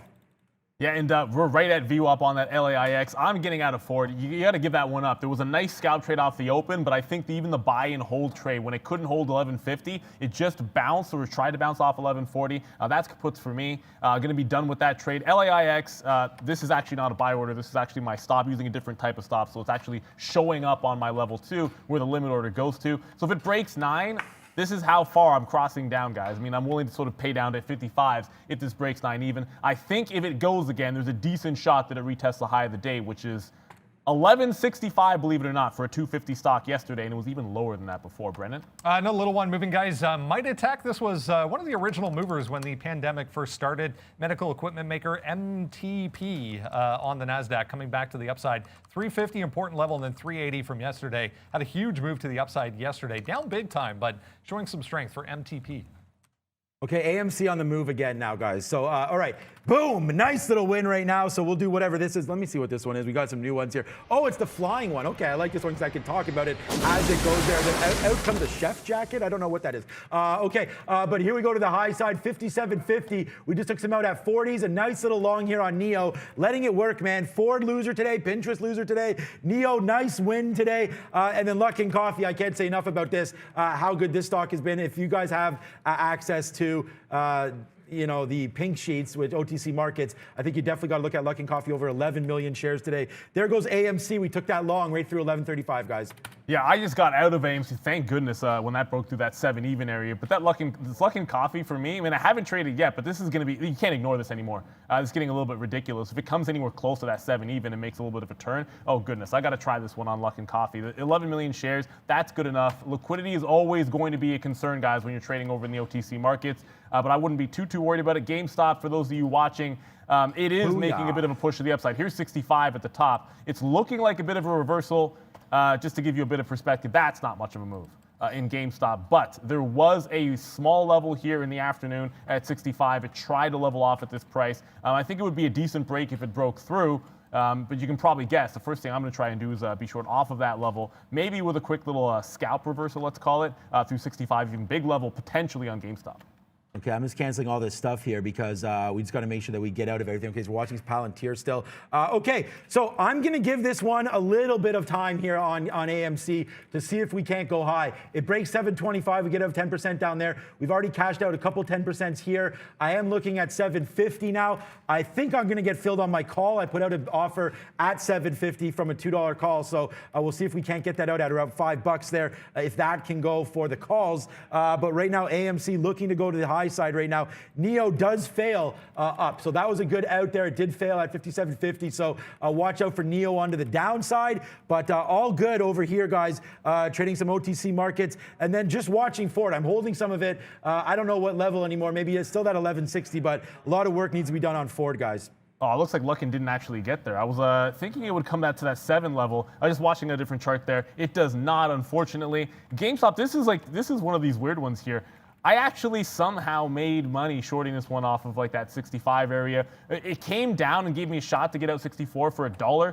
Didn't. I immediately snapped out of this one for like a 15 cent. What I thought was going to be about like 15 to 20 cent loss ends up being a slight win. And now it's right back. So it looks like for now a bit of a fail breakout at 65. If I had held on to it, okay, yeah, you're holding it all the way to 66.50 and it comes back in the money, fine, you could do that.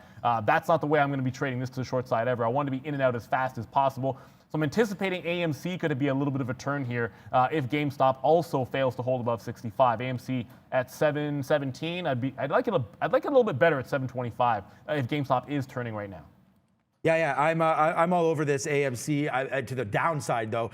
We are long this. I thought we were going to get some love there on that 730 break. We tried it. It did start to go in the money a little bit, but yeah, we're going to dump it right now. If it breaks back down below this 710 area, I'm not going to hold on to something forever. That's just not my style. There it is. So we get out there. We'll hold a little bit, guys, just to watch it, but that's a dropped out opportunity right there on AMC. It's coming right back down. There is a possibility again, if it does take out that 730, I'll probably go long again. I still like this trade. It's tried to go. I think if it has legs, it can. So we'll wait to see on that 730. Look like it's trying to break VWAP right now on AMC. Brendan?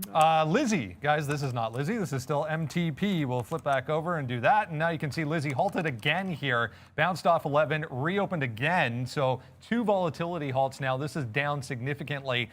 17 up here. We're at 1150 now for Lizzie, guys.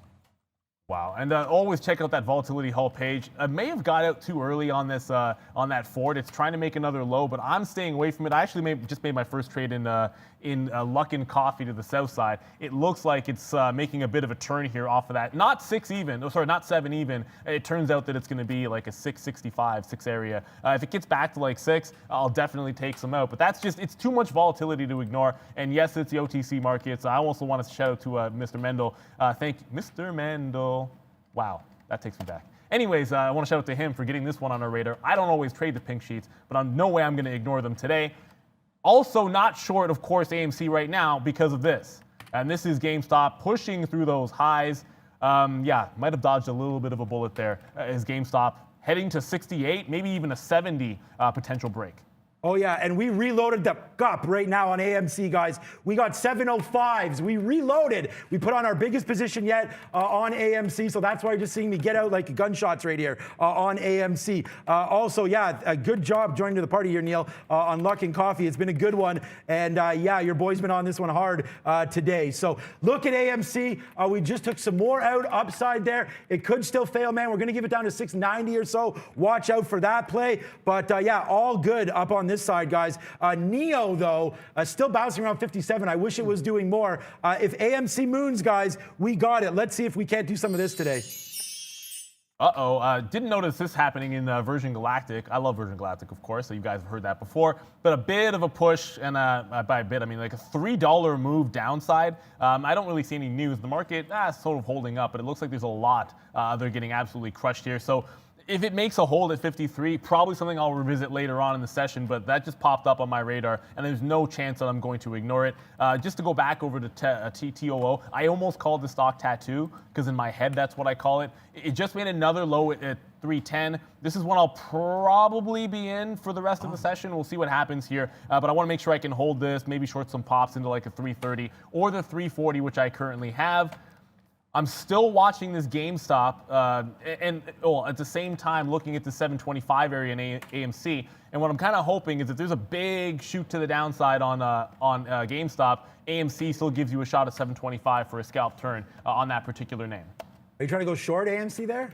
Yeah. Yeah, you can get it right now. Yeah, 722, 720. Yeah, but GameStop's still heading to the highs. That's the only problem. Yeah. Let's go. Let's go. We're bullish. We're going upside here on AMC. We're just cashing out now a little bit. We're out of more than half of what we did have there on AMC. So, yeah, man, a great trade happening right there on AMC. So let's just keep on running that to the high side and see if it goes. We do got to watch GME, though. Neil was just talking about it. So GameStop right now, $69 and still trying to run. So that's good. I'm just trying to get out right now of my AMC and trying to get out of some of these calls as well. GameStop's still kind of going here, guys. I mean, it's absolutely crazy. Oh, wow, massive bid on this TTOO stock. So I'm going to have to take some out in front of it. I did talk about that 3 even area, but this is what, and of course, by the time I'm even showing you, trust me when I tell you, there was like a good 40, 50,000 shares sitting on that bid. It's chewing through it now. That did cause me to take some more profit down here at 301. I don't think I'll be reloading in this stock because I don't think it's coming back 40 cents here.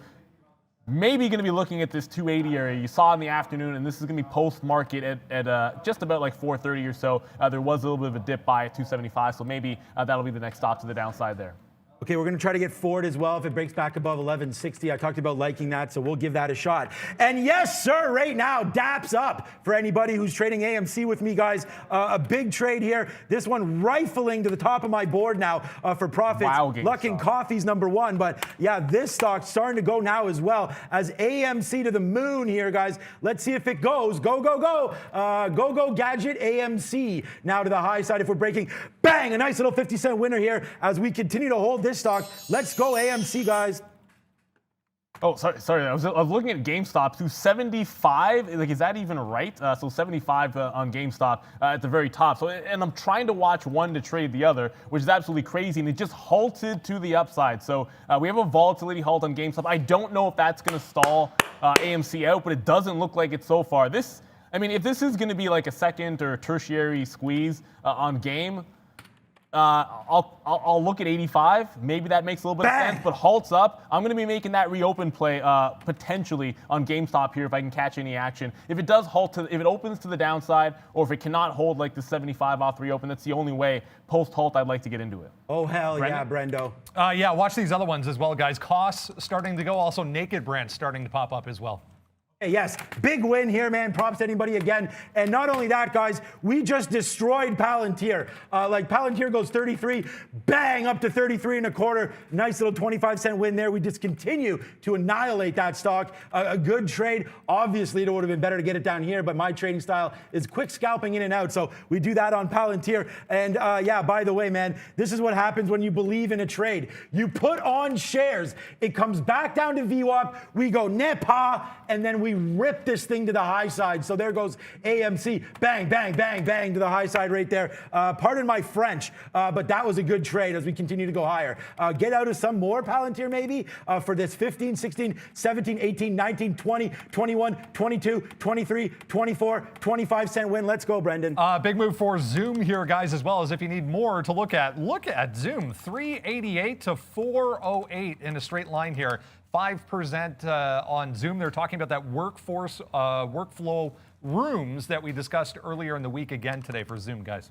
Oh, man. I swear I thought you said Naked Brands made a move to the upside there, Brendan, but this is actually, it's still down in the session. So this is literally not participating in that move that we're seeing in some of these other names here. It looks like it's a little bit muted action, and I'm still seeing GameStop on the halt. It should be open in like two minutes or so. If it's a 10-minute halt, it'll take a while. But the last prints I'm seeing were like at 53. So there is some room on GameStop. Well, till we have the reopen. I'm looking for a reopen trade on this stock for sure. If it cannot hold 75, and if it continues running, maybe 85 is a bit of a level. It was on the way down, bit of a hard floor at 85, guys.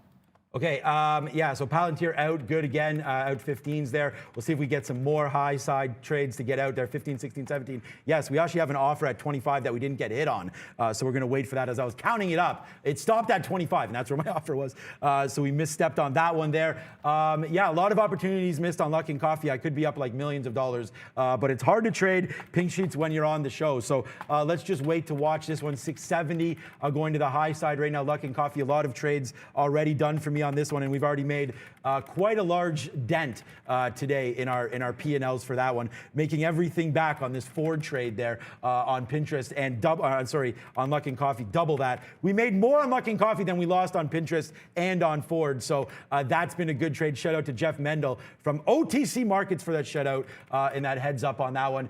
Neo still, man, doing absolutely nothing, so I'm holding on to absolutely nothing here. We have a low amount of shares, but enough to make it work if it runs. So let's just wait to see if it does take out this 56.70 at the bottom. And COS is the other name, one of the other names that we're talking about here in terms of those, we'll call it the meme stocks or the squeeze plays, whichever one you prefer. It does feel like when GameStop reopens, this is on that high. Nothing just yet. And it actually might be a safer play at some point, just given how much this stock came off and how weak it had been when the squeeze had ended. So I'm going to be looking at KOSS. It wasn't on the radar before, but it certainly is now. But everything is all about the reopen of GameStop for me. I'm looking to make a play right off of that Look reopen. at AMC. But whenever it happens, I mean, AMC's still running, and GameStop, at this point, I might even assume that it's going to open to the high side, just the way that these are all going still. And I don't know why AMC hasn't halted. What would it take? I don't know, like man, maybe but I'm glad it ain't halting right now because we're more than $1 in the money right now as we go bullish on this bad boy. And we just continue to watch this going to the high side, man. Look at these longs. Bang, bang, all the way to the upside. You can see the kind of damage that AMC can do when it gets going. And again, this is why I shout out to you guys, man. Like, what was the theory? You guys gave some, and it looks like it's working right now on AMC. They're buying it back up. Great trade. Thank you for that one, guys. We didn't believe in it initially, but then when we saw some resistance down here on this flush back to view up, that's when we hammered it. And yeah, a good trade there, needless to say, on AMC. And then another trade we have, guys, Palantir. Oh yeah, what's up with that? Long at 33 right now, guys. Palantir, 55 cents in the money on this beauty as well. Okay, so it looks like no reopen on GameStop. It might be a 10-minute hold. No, it just opened right now. So high side. 75. Nope. Looks like we just head back down the side. It didn't break that 75. You had to be really, really quick to catch that trade. And if you don't get it at 73, it's not worth it, in my opinion, because you don't want to risk too much. So I'm looking now for a 75 break up. If 75 can break to the upside, I'm going to take that one long. Okay, and there it is, another out right there, guys, on this one. So yeah, we did have a little bit of diamond hands right here on Palantir as it's going. And yeah, we did cash out some nice high sides there, 814, 815 on AMC. So yeah, it's still moving high. Let's see how high it goes now, and we'll see if we can hold this, guys. Diamond hands on AMC. Let's see if it goes higher. Through 8, through 9. Did you hit that game at all? 75, 35. I just scalped some out to 76.50. It's likely, it just broke 80. It's likely to halt again, maybe at like 80, I guess 83 or 84. If it's going to halt on me, I'll try to get out of my shares. I don't want to hold through success. You know what?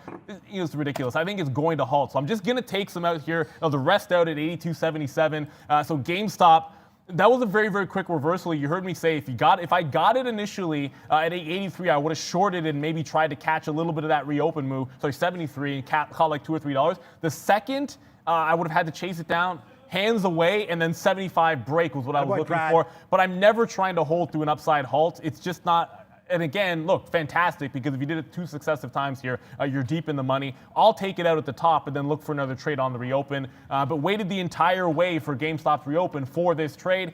In and out rather quickly. Probably 2/3 of it out too fast. Actually, I do think there when I only took a couple of bucks. But either way, nice little $7 winner here on GameStop. It's likely a 5-minute halt again, so we'll check back in at 10:05 when this does reopen. And got to look over at cost to see what happened. Cost actually coming down off the top there, so interesting. I kind of thought this would still be on the high. Cost, relative weakness for sure.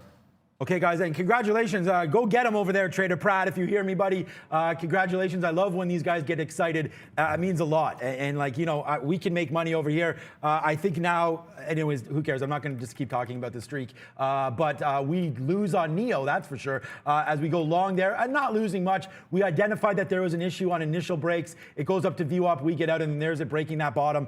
So now we'll hold very, very small. Oh, yeah, by the way, guys, if anyone's on Palantir, we go long on Palantir right here, and what a great trade that was for us. Oh, here, let me call it up. I don't even have it on your screen there. Look at this, up to $34 on Palantir. Look at this trade, 33 in, 34 to the high side right there, guys. So good trading on Palantir, great trading on AMC, fantastic trading on Luck and Coffee. Pinterest can go to hell, and we'll see about what Ford wants to do coming to the upside. Pinterest now making new lows, guys.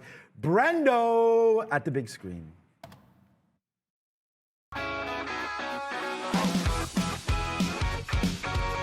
Hey guys, yeah, 10 o'clock. Let's have a look at North American markets. Positive, but only just hanging on to gains here for U.S. markets anyways. The S&P 0.25%, the Dow about the same. But look at the NASDAQ here. Yeah, it's the 100 already in negative territory. The composite just trying to hold on to positive territory here. The Russell still up nicely, 0.86% here in Toronto, 0.3% for the TSX. Brazil also in positive territory. A couple of items to consider still. Yeah, pins. Wanted to mention a few things here. This support level, very important from the aftermarket yesterday. That was the one that just got taken out that Sean was mentioning. But volume just through the roof this morning on Pinterest. So 4.75% still. Ford also trying to hold these levels from yesterday, 1130, 1125. Very important for Ford. If it can get back above 1150, might be worth a revisit. But some weakness across the board so far. Guys, back to you.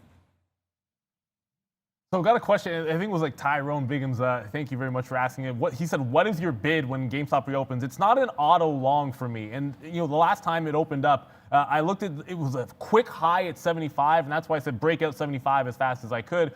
In this particular case, it might end up being something along the lines of, watch out, Naked Brand's about to take off the top here. I was short in front of it, and then, no, it didn't actually break. I thought it actually broke that 20 there. It did not. I got triggered in anyways. You know what? We'll just get out because we don't want to pay the spread there. So Naked Brands did not break 20 even. It must have been like a dark pool print that triggered me into the long. If 20 breaks, I'll take it. But I'm looking for a high break on GameStop. So if it ends up being 85, fair. But if this opens down at like 80 even, I'm actually probably going to be looking for a short trade, guys, more so than the long. So that's going to be the look for me on GameStop. Likely 85 in the reopen. If it reopens above 85, I don't know that I have a long entry, to be honest with you guys. I'd like to break out trade, not sort of just taking it automatically at any price. Okay, yeah, we're probably going to dump a little bit left. We only have 15% left of our Palantir, and it just touched up 34.20. Didn't notice that there, so that would have been a great out. We'll see if we can't suffer through this dip down and get some back out in the 50s if it does come through. So we are going to look at that coming out soon as well, and then we're going to look to get back into Ford. We've talked about that, but that keeps failing, man. Maybe 1150 is a little bit of a better spot right there on Ford, so we'll wait to see if that can come through.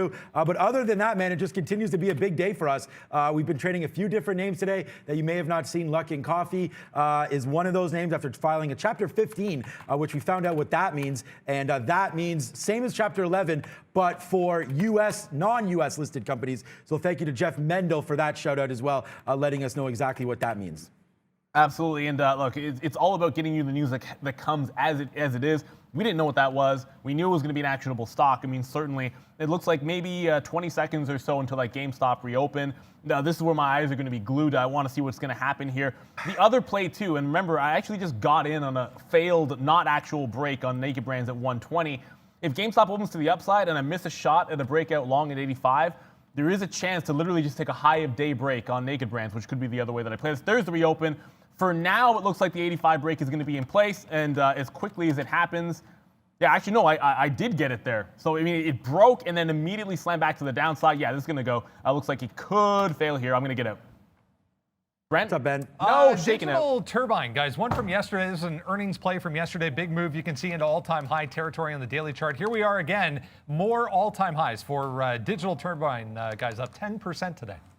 Shaking out like paper hands there. 93s. 93s. Booyah! 95s. Good job, trader Prad there. Yeah, sorry about that, Neil. We get shaken out all the time on these trades. I mean, yesterday I had some big examples for me as well. And yeah, there goes GameStop. So we can look at that there. You guys asked about that reopen, but whatever. I mean, it goes to 94, 95, and then now it's at 89, so whatever. I mean, what does it reopen there? 85, I think, I guess it reopened. Ripped to 95. So really, we're first down halt might be a this short right now on AMC, guys. 780. We're still long at 7. So that's been a great trade for me today, guys. The first down halt, if it looks like it's going to halt down, that might be the turn on the stock if I have to play it. I think that's usually a good way to look at it. But it's about to take 90 for the second time. 95 to the dime is the new high of the day. So when 85 almost cleaned to 90, and here it comes. This actually could be the first downward halt. I think if it breaks like 82, that might be where it would halt to the downside, maybe like an 80 even. But I don't want to guess at it. I want to see it looking like it's about to. Yeah, we're getting out right now on that move. So we'll get out of some of our trade here on AMC as it continues to go to the high side as well. The low side on that move though, Neil, like you just mentioned there. So we did take some out. We're very, very light now on AMC. Very, very light as it's coming back down. Less 10% actually. Less than, no, what am I talking about? 5% of our trade still on AMC. So really happy with the way that one's pairing out for us right now. Palantir does give us that trade. So yes, sir. We go bullish on Palantir, and it just keeps ripping to the high side right now. A good trade on Palantir, long 33 and upside right now. But yeah, thank you for enjoying the show. I hope you do that. If Valeria's around, maybe we can throw to her and see what's up with some of these likes at some point. But right now, big time money being made over here. We're going to do this one. I love this because I have really no idea what it is. We're riding the wave, and that looks pretty damn cool to me. Let's go, guys. I'm going to hope for a bit of a bear action on this one. I talked about the downside halt could could be a bit of a turn. It was about to halt, and right here at 79.07, that's the exact price that I got. So playing into the first down halt is a strategy that I've used before. This looks like it could be it. I'm going to take whatever the opening print is for the bulk of my shares. So if it opens up or it opens down, it doesn't really matter. I'm going to get out of 2/3 of it regardless, and then see if I can't hold on to the rest. So it'll be a very, very quick trigger at 10:12. So it's a 5-minute halt. They all have been so far. Going to get my order to get out off of the open. Brendan? A big mover from yesterday. Skills, guys, back to the upside here. 4.5% already. Just broke 40 there on huge volume. All-time highs once again for Skills, guys. How about $1 on Luckin Coffee? How about $1 on Luckin Coffee? Go long. We go short there. We get burned on that short. Then we go long and bang to the upside. Look, guys, pink sheets, micro caps, whatever stocks you want to trade, big cap names. I'm on all of these, guys. Look at this go to the high side as we continue on that stock. So big time trade there. Meme stocks. We're on meme stocks today. We're on Palantir today. We're on Ford today. Wish we weren't on Ford today, but we are on Ford today. We take that long off the open. We take that out 1190, and then it fails. Averaged in right there. Mistake. Averaged in. This was my big average in. So the drop isn't huge, but it's enough to make me pissed off. That's Ford to the downside. I still like that 1160 break, but again, I don't know if that's going to happen. So, I mean, and I'll say this right here, right now.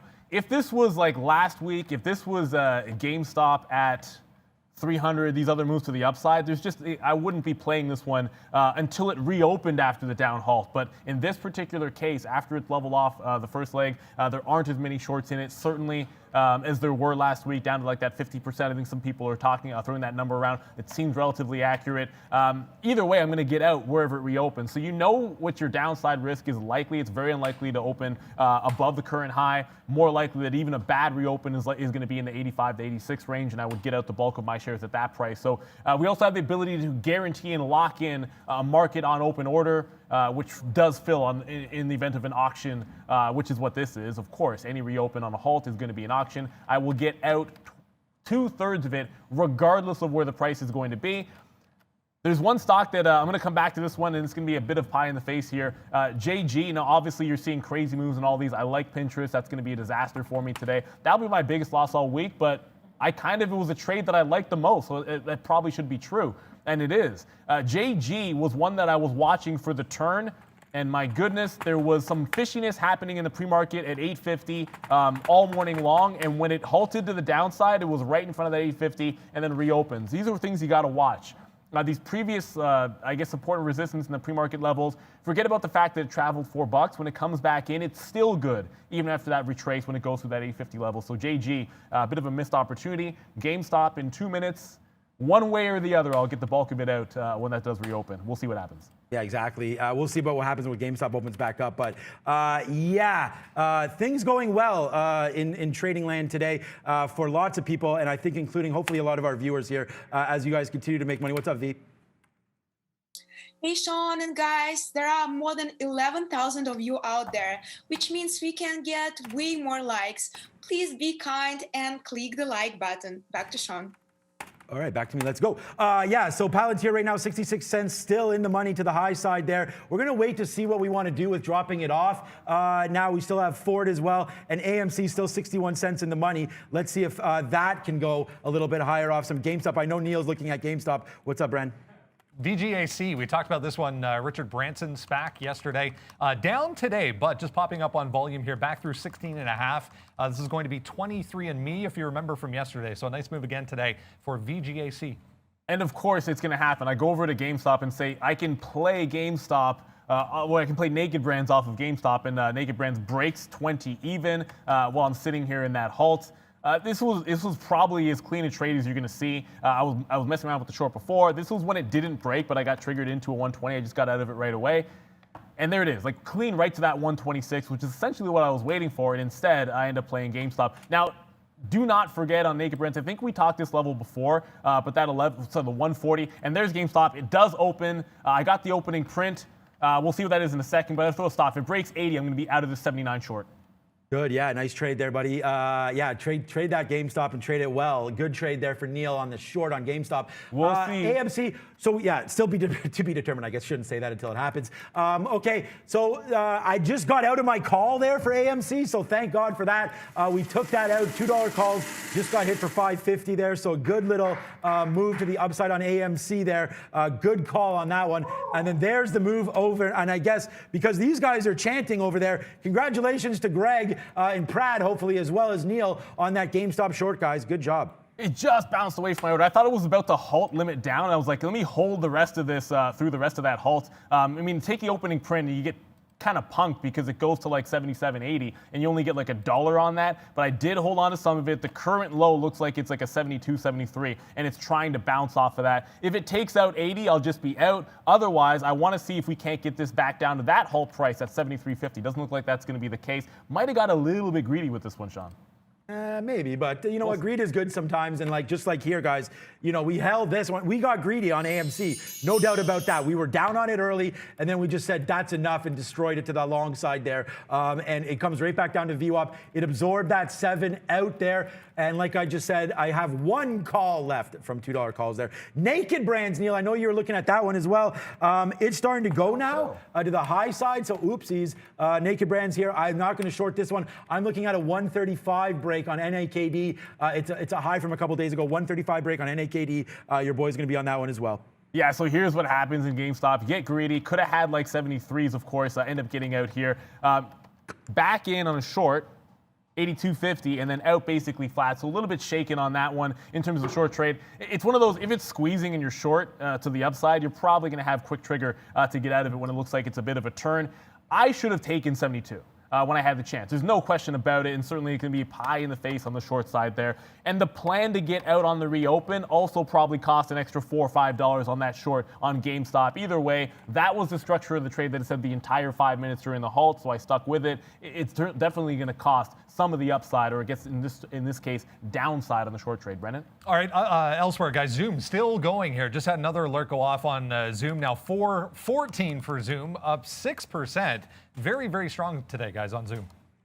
Okay, yeah, Zoom, good look on Zoom. We've talked about that a couple times as well. Look, we haven't looked at it yet. Naked Brands 135. We did talk about that as being a top. And there we go again. Missed that short. Okay, Zoom, ZM. Let's go over there and have a quick look. Wow, 413 again. Yeah, good call on Brendan today. He's been hammering this to us all day. And I think he probably brought this to our attention almost right away this morning. 406, 404, 405. I mean, that's the value right there. Someone said, look, do you guys trade off catalysts? And like when you see a stock starting to go there, you start to think, okay, what's up with this? Brendan comes, and then there it is now, 414. Up to the day's high there. And yeah, what a mover there Zoom is here today. Still moving to the high side. SNDL 114, not looking too great. Apple, Microsoft. Let's check in on AMD quick time. We did get out, well, we're still holding NEO. We're holding very. You're going to see me down $1 on NEO. I'm not even talking about it because it's not even affecting my net there. That's how small the shares are. I love AMD pickup on the downside, but right now we got to get back to view up. It's got to break 87.50 before I look at it again. Yeah, and it looks like, I almost made top wick on that GameStop there. I'm now eyeballing, if we're going to be coming back down here. Now, the reason why I'm going to take a Naked Brand short is not because it's not the price. It's actually the fact that GameStop is looking like it's going to head to that 72. And if it does, it's sort of been the leader of the pack. And I did say I want to play this this counterintuitive play over in Naked Brand's weak side. If it turned, this is what's happening. And as long as we're still, and I'm sitting here chasing this offer, I'm not going to chase it too far.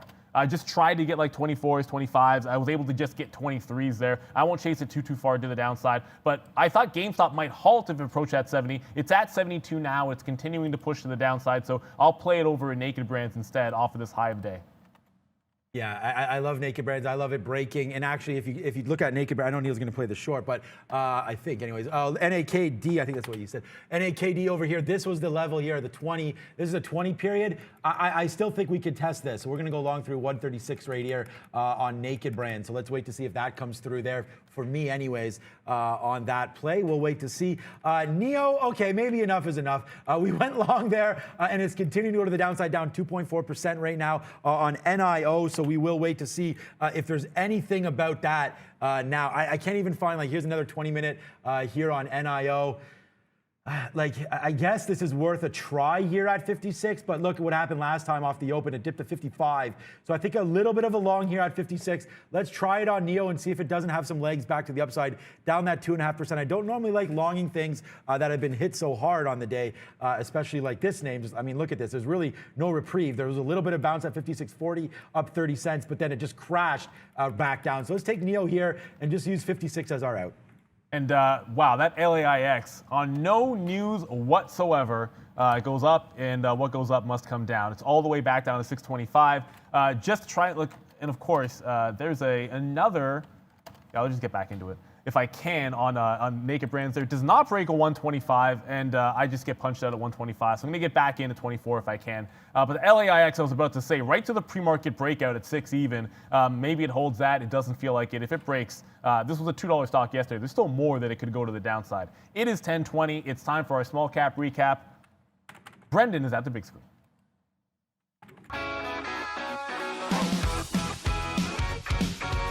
Hey guys, small cap time again. Let's jump into what was moving around in the pre-market here. This one was from yesterday, if you remember, on the daily chart here. Monster move on Lizzie all the way up to 19. So 18, 19, top end of the range, which is where we started in the pre-market this morning. Depending on where you started looking at this, 18 and then 17 ended up being a little consolidation there as we headed towards the open on Lizzie. So yeah, 18, 17, the bottom on this is now 1050. So a $7 move straight to the downside. Just had a nice rejection there off of VWAP as well on that last little bounce. So another dollar attempt there to the downside on Lizzie. Monster ranges right across the board depending on what you're looking at today. This was another one, AREC, another one with a big range. 9 at the top, 4.5 at the bottom, depending on where you started looking at it. 7.5 was a little bit of a support area. Watch 6 though. There's a buyer, it seems, at 6 that's picking up a lot of shares on AREC. This one as well, AACG, just crazy. 11 up here. We're at 6 now to the downside on this AREC. This was tough. This is actually a loser for me. I did try it a second time here in front of 11 all the way down to 8. But just huge, wide ranges, guys, depending on what you're looking at today. Back to you. Speaking of wide ranges, GameStop tightening up its range a little bit, if you can even call it that. I mean, at least since the last halt, it'll probably look a little better zooming in. And like I said, if you can even call it that, because it's like 70 to 76. But it is a bit to the downside. I have to be glued. I have 74 halves on Naked Brands. I talked about that 75.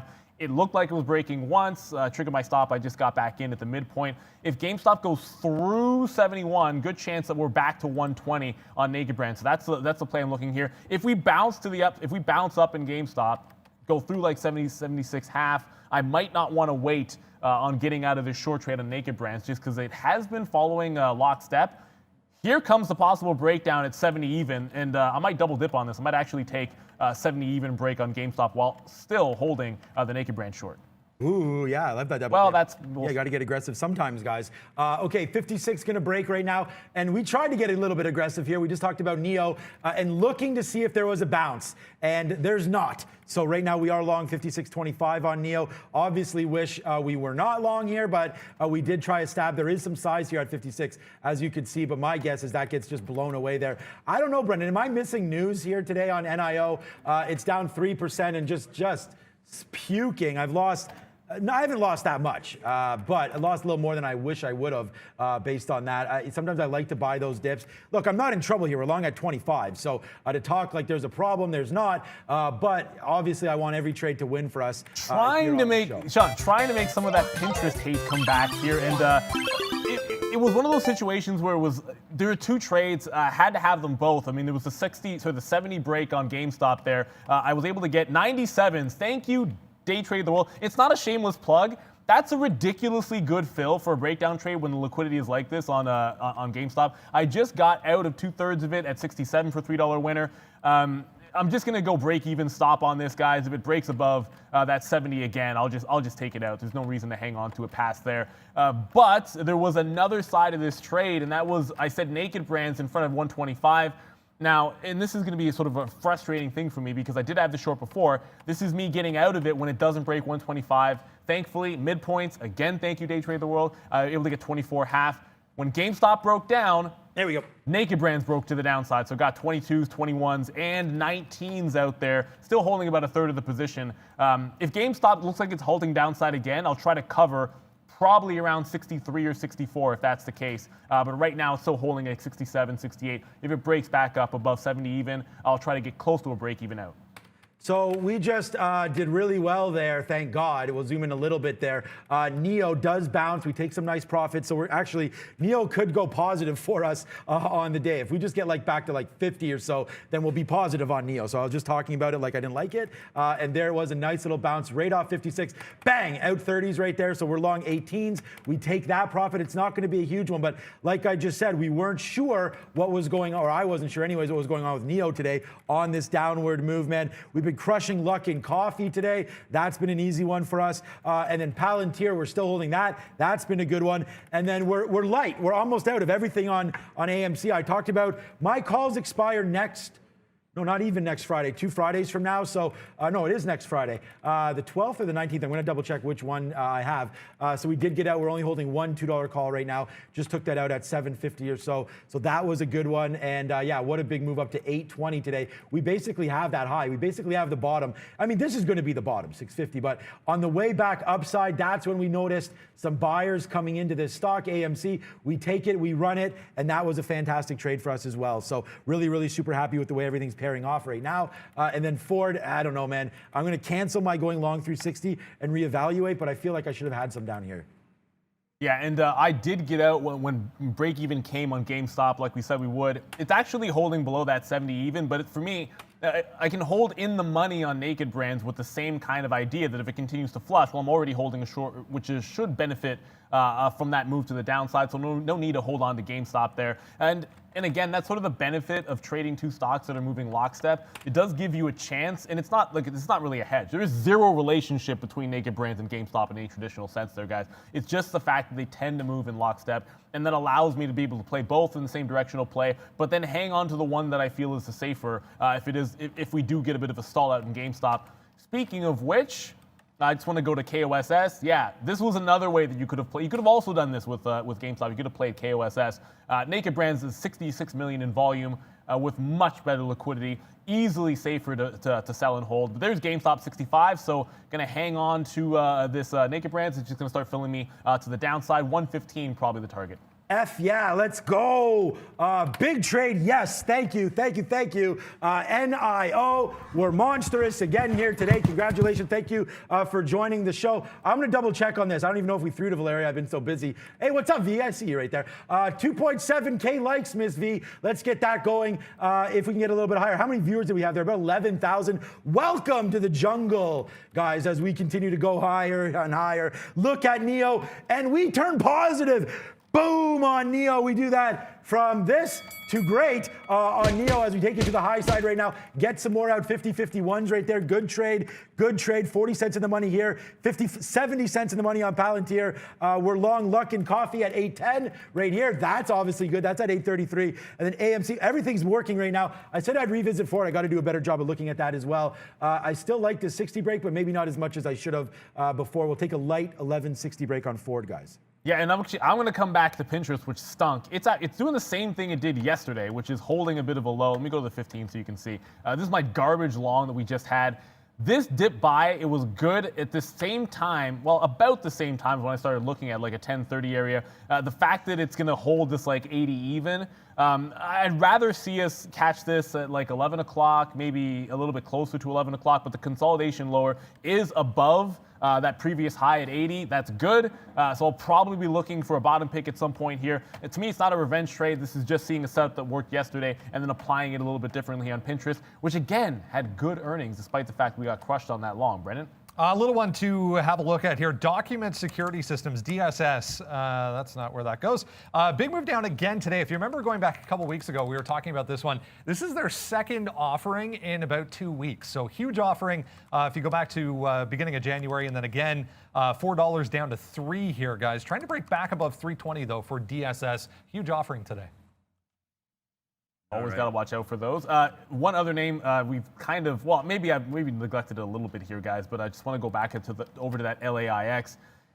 The thing to consider here, and I sort of mentioned this before, I'm going to look to go short if it breaks a low, this pre-market low, like this 6 even area. There was one dip below that, and that just has everything to do with the fact that this was a $2.56 stock that went up on nothing. That means it's entirely plausible that you could see a retracement to that price, or at a bare minimum, this gap fill from 6 to 4 even. And I know you're sort of, sometimes it's like buy high, sell higher.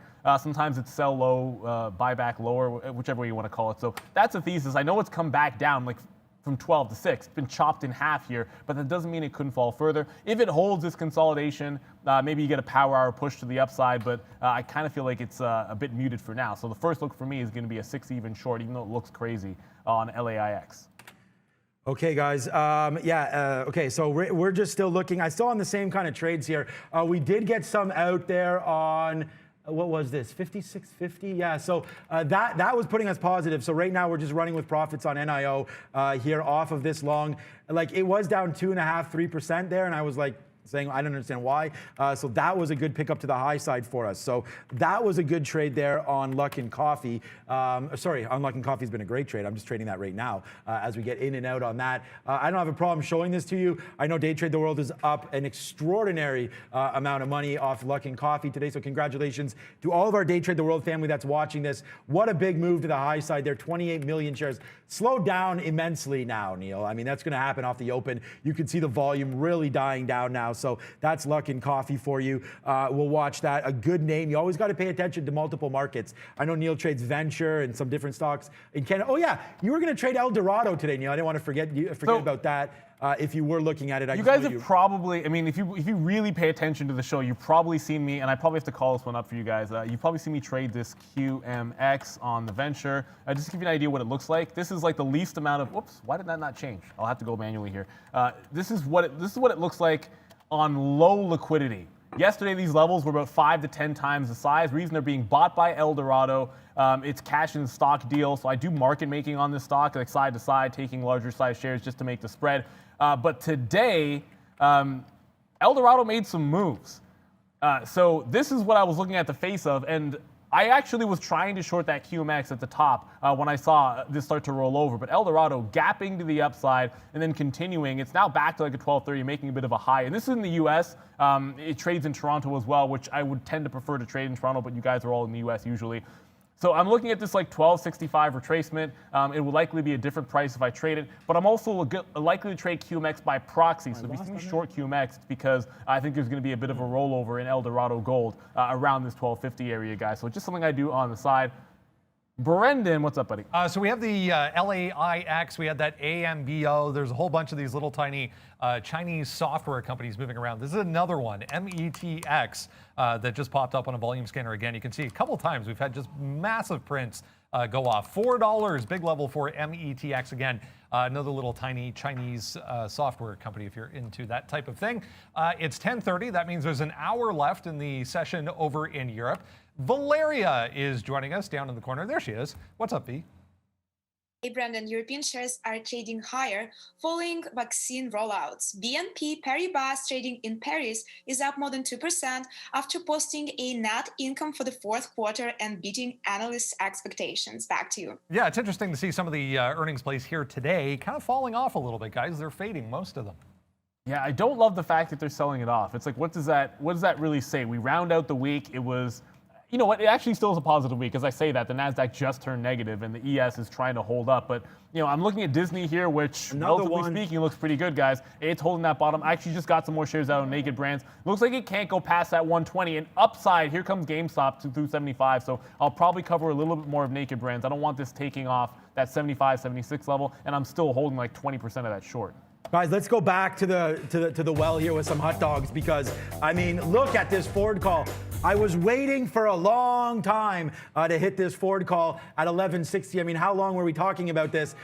So here it is. We go long up to 1169. You can see where we're long now on Ford 61. So not making back as much as we had. We didn't take as many shares even this. So we took more shares here than we did here. But now we're running to the high side. So this is a good little spot for us to get out some more, man. Another 8-cent winner. So there it is. Some more there comes right back down. Some hot dogs for everybody there on Ford. And we like it. We like it a lot getting out of this trade right now. Beautiful for us on that one. NEO, again, I mean, like a book, like a glove, whatever you want to say, right up there to 50. We defend the 56. We get out at the 50, so 56 even, sorry, and then we get out at the 56.50 level. Now let's wait to see if that can continue to go to the high side. But yeah, everything working. AMC still 43 cents in the money. We're slaying that today. We have two negative stocks, man. It's Ford and it's Pinterest today, and that's it. So we're feeling pretty good about the trade today. And I don't know if it's diamond hands or not, but we did pretty good holding this all the way to 8.15 there was our top. So a nice little $1.20 move there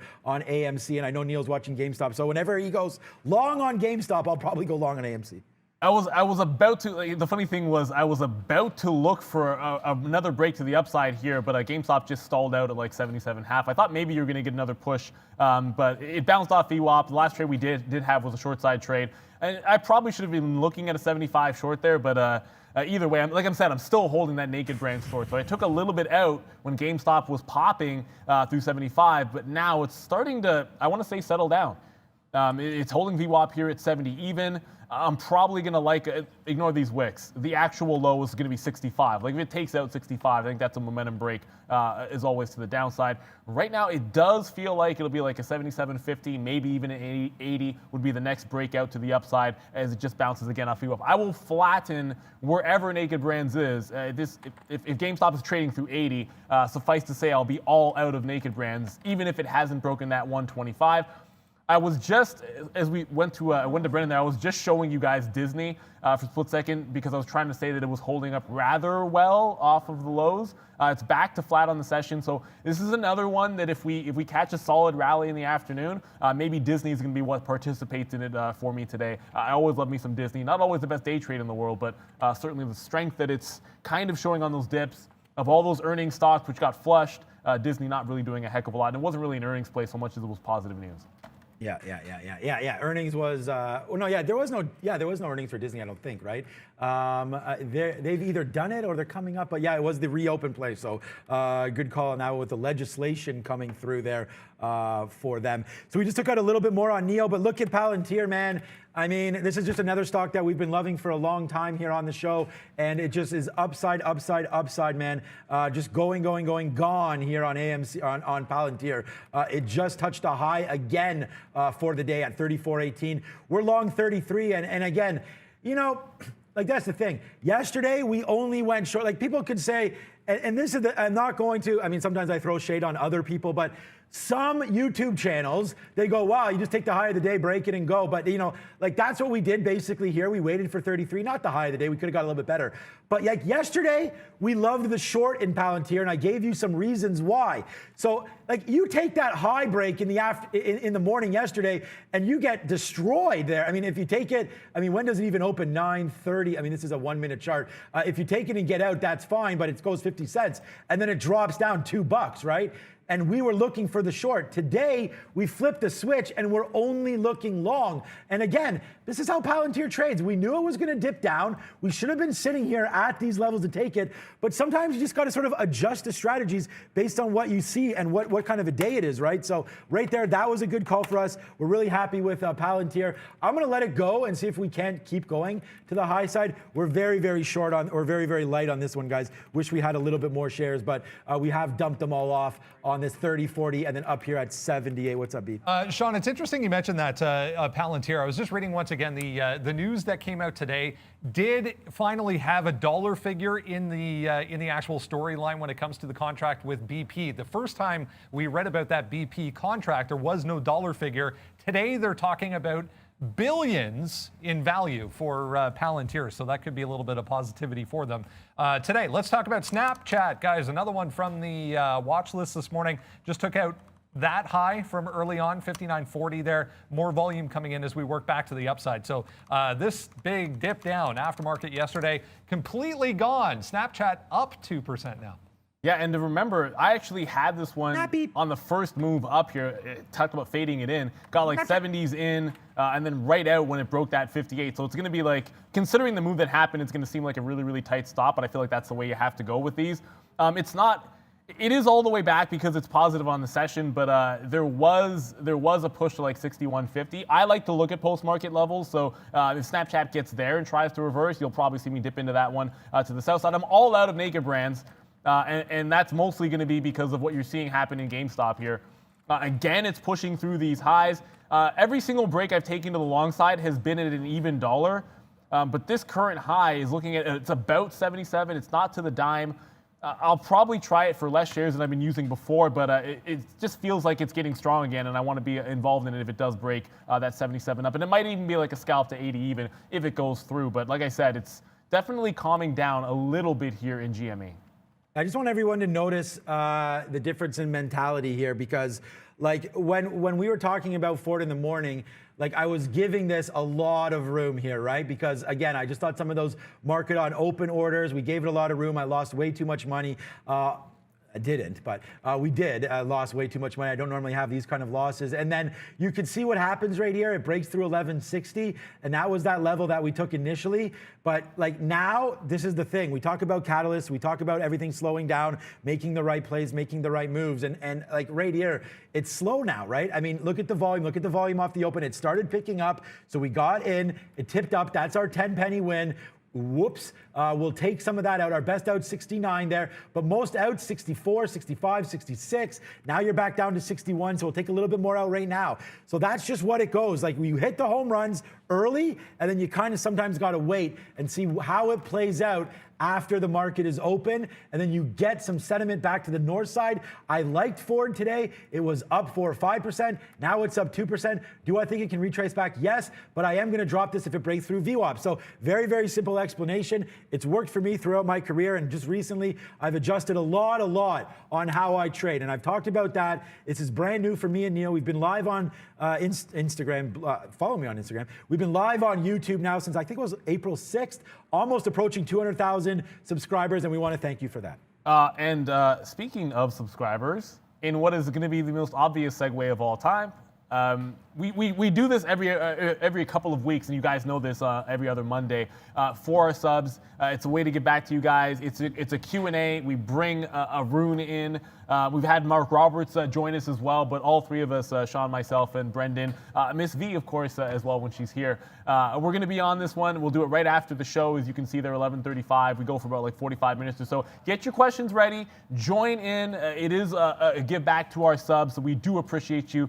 We love you. We have a good time doing it too, so hopefully you join in that fun coming on Monday. Now going to Brendan and our sector watch at the big screen.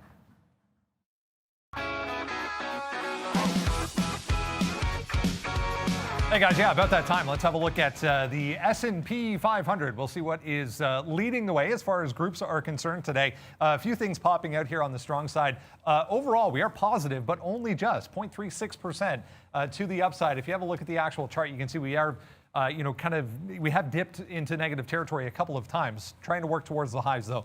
Communication services, ATVI earnings, huge beat.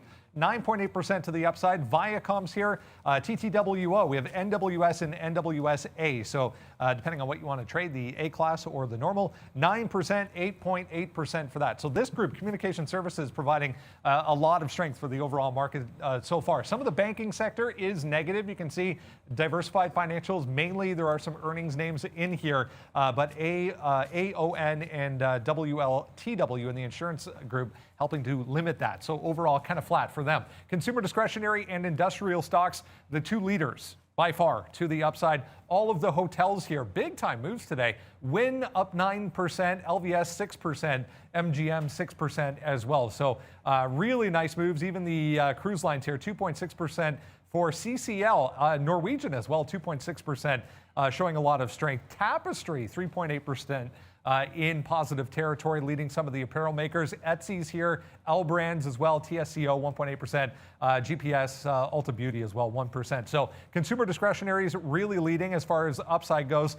Industrials as well having a nice day. FTV, PH, and Car all 3% and above to the upside. Far corner there, consumer staples. Just wanted to point it out. EL, I think 3 days in a row now for this one, 8.6% again for EL today.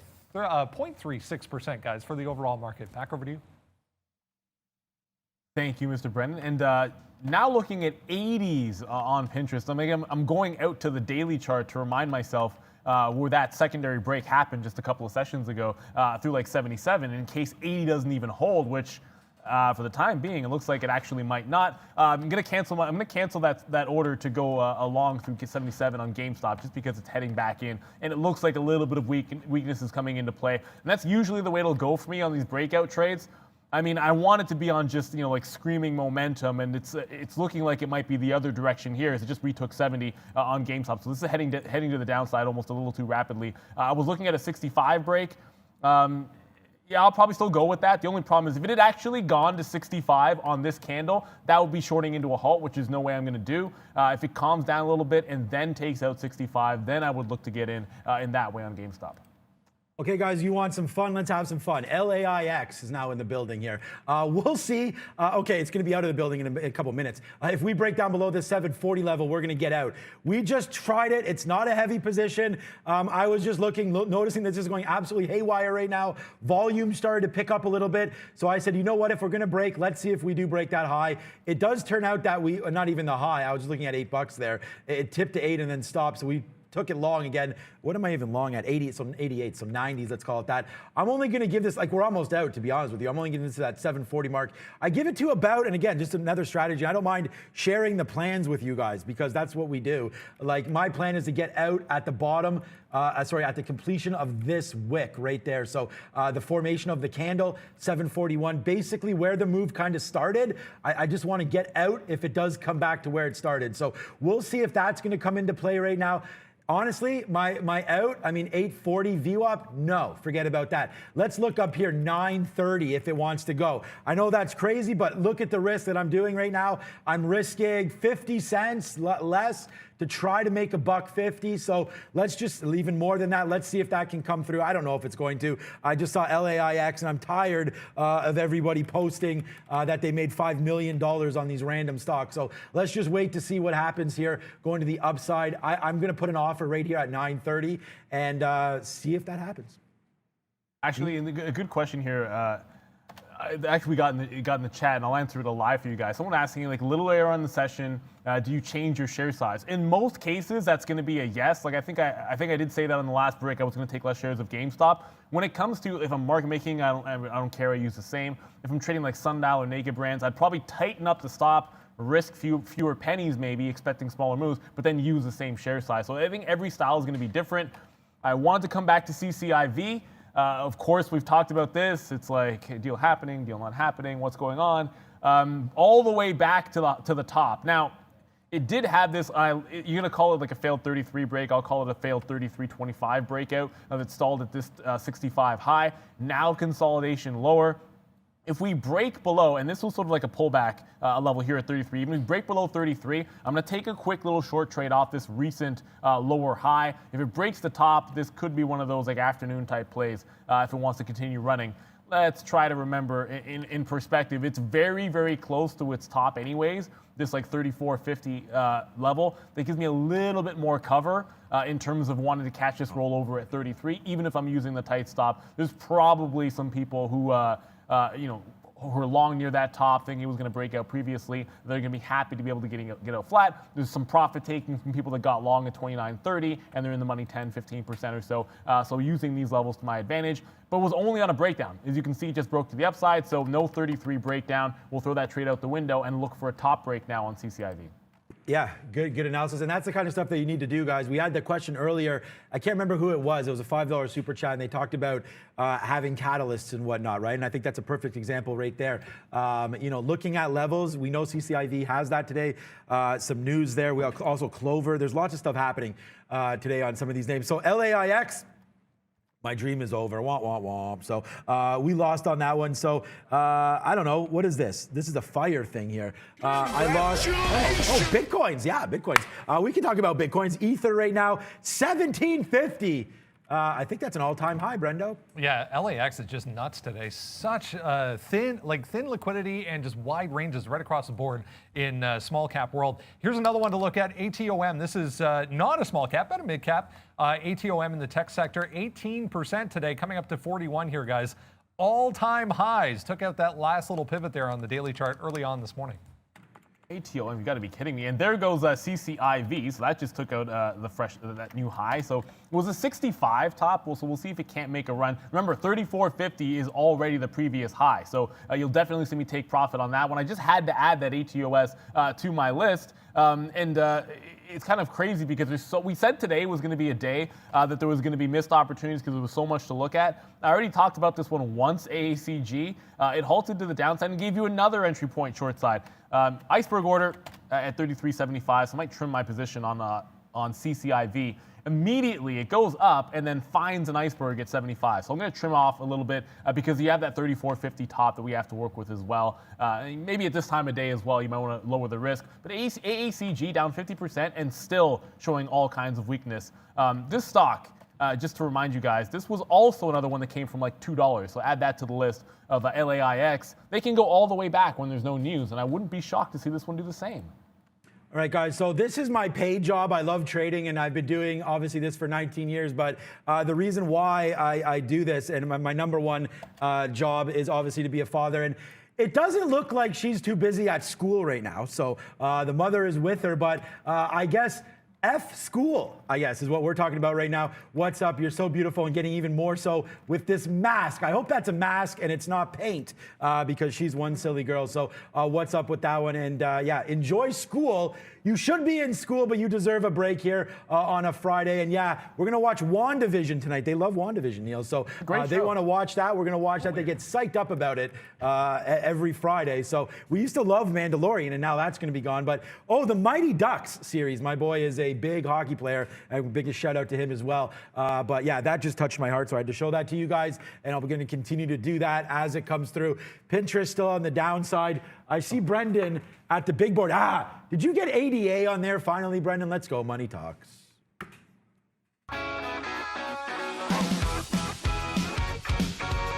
Still working on it. We'll try again. But no, unfortunately, we did not ripple the bottom here. But yeah, let's talk about Ethereum. All-time highs. You can see none of the other two that we look at here really participating in this move. But here we go on the daily chart. 1700 was that last tick. We're at 43, 44 and a half. Up 6.3% for Ethereum today. So that's really the most excitement on this board today. Big drop in the US dollar overnight ahead of that jobs report, and then a little bit of follow through once we had the jobs report. So a lot of these in positive territory today. The euro back above 120. We were talking about that yesterday. The Canadian dollar, same story, back above 78. We got down to 77.9 yesterday, 0.4%. The pound also significantly higher today. So that's the story right across the board. You can see both New Zealand and Australia also to the upside, where Turkish lira is down significantly, 1.3%. But Ethereum, the big winner of the day, guys, all-time highs. Back to you. We're at an all-time high, and I love that. I love those songs. Little bit of a tidbit here. We did a cool thing at our wedding, which was just because I'm a huge, big-time James Bond fan and a nerd. Every single song during dinner was a James Bond theme song, and like one person caught into it before like 1 hour. They were like, "What's going on here?" That's how nobody knows James Bond but me. I'm still going to take short if we get a 65 break on GameStop here, but I'm now eyeballing this relative weakness over in Naked Brands. I should have held on to this maybe a little bit longer, but we're getting consolidation below this flush point, I want to call it. I have no better term for it, off the open at 117. There's no huge order flow here. I look at the liquidity. This is actually a little bit low relative to how it's been trading the last few days. If we start pushing towards that low, or even hold some of these offers on GameStop or the rest of these meme stocks, I'm going to like this 117 level for a bit of a hard, I'll just try to get 16s or 16.5 short and not even let it go past 17. So either GameStop would get me up by going up, or I get into this position and 17 goes, I'm risking either a half penny or a full penny, regardless, or depending on where I'm able to get in. So I'm going to try to sit on this midpoint, see if I can get some action here on Naked Brands. Yes, GameStop is for your eyes only. No, GameStop is for all of our eyes. It's moving around, guys. You got to trade it, or you got to be looking at it and learning from the experience of seeing something which is kind of historic. GameStop, AMC. I guess you can throw cost into there as well, even though I have no idea what they do. Yeah, and I'm just going to say a big shout out as well. And look, I'm just going to try to keep it real, guys, for you. Tell you who I am. You can follow me on Instagram. I'll put the link up. Actually, I'll put the link up right now. There's some pretty cool pictures there. If you did like it as well, you can check that out. Oops, there we go. Put it on Instagram. Put it on there. And I just want to say thank you so much. Lovely pick, my dude. Shout out to the dads. Yeah, what's happening with all of you guys as well. And as a lovely talk about family there. You're a kick-ass family, man. Thanks for sharing. Hey, guys. I mean, whatever. It's my #1 passion. So you guys are there. Who are you, Sean? Yeah, I'm right here. You can find out on Instagram. Oh, and because you guys just said how cute she was there, let's just go back to what I think is an even cuter picture right there. Both Aaron Rodgers, and I said it, I love Aaron Rodgers, but I'm not loving his record in NFC Championship games. So follow me there on Instagram. It's an easy way to get a hold of me as well through there. We almost had 3,000 followers, 2,000 followers there, 2,100 right now on Insta. So we just started that account. So thank you for that. And keep following us all on our social medias. And I'll just continue to post, hopefully, some fun things. Oh, and Kevin O'Leary. We're going to get him back soon, too, because we talk about watches. He's doing something cool, some charitable events as well. And a shout out to AOC. Good job on charging $70 for a T-shirt. No, sweater. $70? Those are crack prices. I don't think it's a hoodie. That's a little bit intense. Wow, $70? Like now I'm frazzled because I'm cheap and that's ridiculous. But anyways, GameStop here. I just talked about that. I just missed my opportunity to get that 16 short on Naked Brands. It's going down through 15, so it looked really good. I tried to let you guys know what the plan was there. If I can get 16s, I'll go ahead and do that. Brendan, what's up? Just checking on this one, guys. Reker, R-E-K-R, 7.3% here to the upside. Just broke 15.5 on a huge volume spike. Not seeing anything terribly significant on news, but REKR also in all-time high territory, guys. Dogecoin, guys. Yeah, everyone talking about Dogecoin there. We love Dogecoin. I don't even know if that's the right way to pronounce it. I'm loving ADA. We talked about that the other day as well. Look at this. I just gave this to you a couple days ago. It's at 51 cents. I started talking about this at 18 cents back in December. So congratulations to anybody long with me on ADA as well. I am not a Dogecoin holder myself, guys. Dogecoin, yeah, it's an interesting and a fun story to be sure. I know it kind of cracks me up every time I hear it.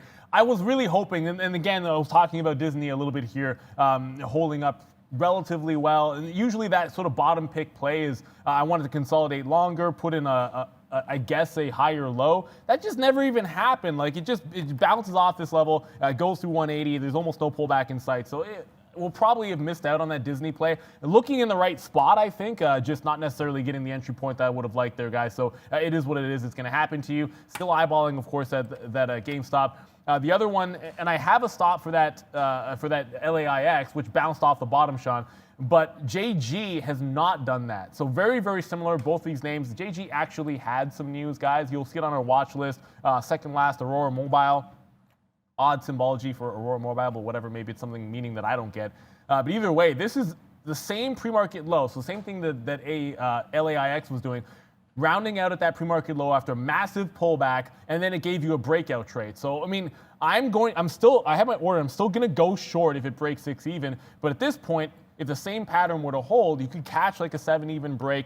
A VWAP gives you like $1.50. I don't even know if you need to have all of that. And you have an obvious out at 6 even. It is testing low of the day, so you have to file that one away. But I'm now willing to go long at a bit of a breakout if it does the same thing that LAIX did just moments ago.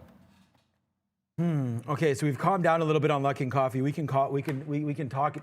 we can talk about it a little bit here if we do want. Yeah, thank you. Shout out to everybody for Hydration Nation as well. We're at that pulled up close. We're at our 11. You guys can see it. We're at our there we go. Thanks. We're at our 11 a.m. mark, and it's 11 a.m. So we'll continue to drink this. We actually filled it up today. We're getting hydrated, and what a run it's been on for us today. You can see the 3 positions I have. They're basically the same 3 that I've had for a while now, and that's AMC.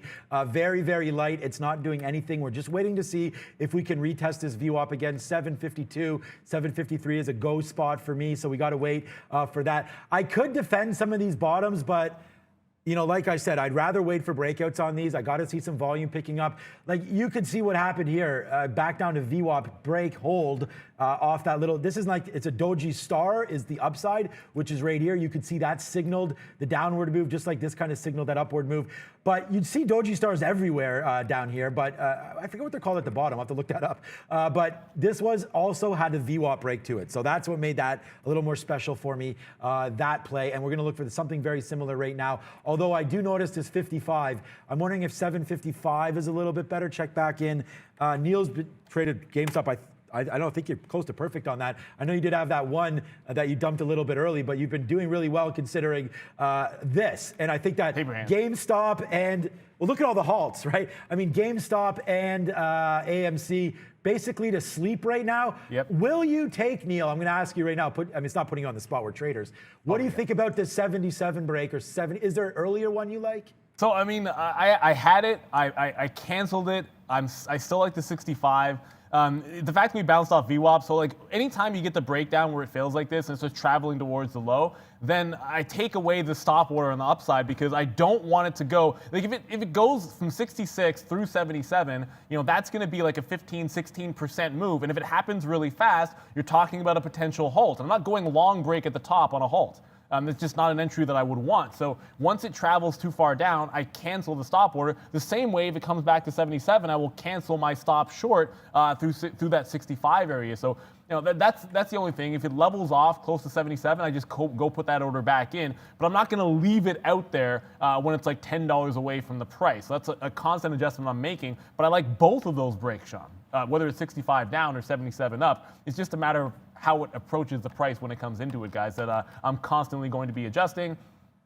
I just got my orders in a couple of other names, but I wanted to go back to that LAIX just to revisit. It did make that break. This one, I still have the breakdown at 6 even. Just a quick correction because I said the price incorrectly, mixing up JG and LAIX. JG's low is 630. That would be the bottom break on JG. It's 6 even on LAIX that I'm watching. So two similarly priced stocks, similar moves, but different prices for the breakdown trade. Okay, so sticky note time. Look what we wrote down here for Peloton. You can see there 143 downside, watch out for that level, and short it up to 150. You can see, so it's 143 to 150, right? So here's Peloton right here. What's the high right off the open? 149.50, okay? Should have shorted that. I mean, I was just caught up in too much forward there. We should have definitely shorted this right up here. We called the one, I mean, like this is what it is, guys. Short 150. I mean, right there. So I mean, it should have done it. And then I said the bottom 143. Like I mean, this is 143 right there. Literally, the bottom was 143. So there you go, some Peloton levels there. My mistake, guys. I was just too busy today. I didn't get the sticky note out. I could have just took a picture of it. I mean, I did write this in earlier, but there's the sticky note. Thank you. Follow on Insta and on Twitter. I'll be posting these up hopefully every single day for you if I can do it. Today was pretty light. We had Ford. I loved that Ford break. We talked about that. We talked about 1130 bottom on Ford as well on the list. Pinterest, you can go to hell, hold it through 82. That does not work. And then Snapchat, Snapchat, we didn't even talk about that, Neil. I don't know. Do you have a trade on that today? Just, honestly, it was just the one. It was just the one short off what was the current high. It was like a parabolic move off the open, which I wanted to play the fade off of any parabolic move up. I got it. I was in. I was out for the tight stop. And then, I mean, I'm looking at it now because it's a 60 high, but it's actually broken the 60 level, got to like 07 or so one time. If that's a failed break, which it might not be because it's testing this high right now, yeah, that could be another short. But I mean, Snapchat, it hasn't actually gone back to this like 61.50, and it's a very similar setup to a lot of these names. They're close to those all-time highs. If it does hold the line at 60 even, probably due for a good retracement. Just saw that in CCIV with the iceberg at 75. Quickly got out, a reverse short to scalp a win there. Could be a similar play in Snapchat, but it's 11 o'clock. There is this other thing across the pond called Europe, and we like to give you guys an update on what's going on over there. So let's go to Miss V.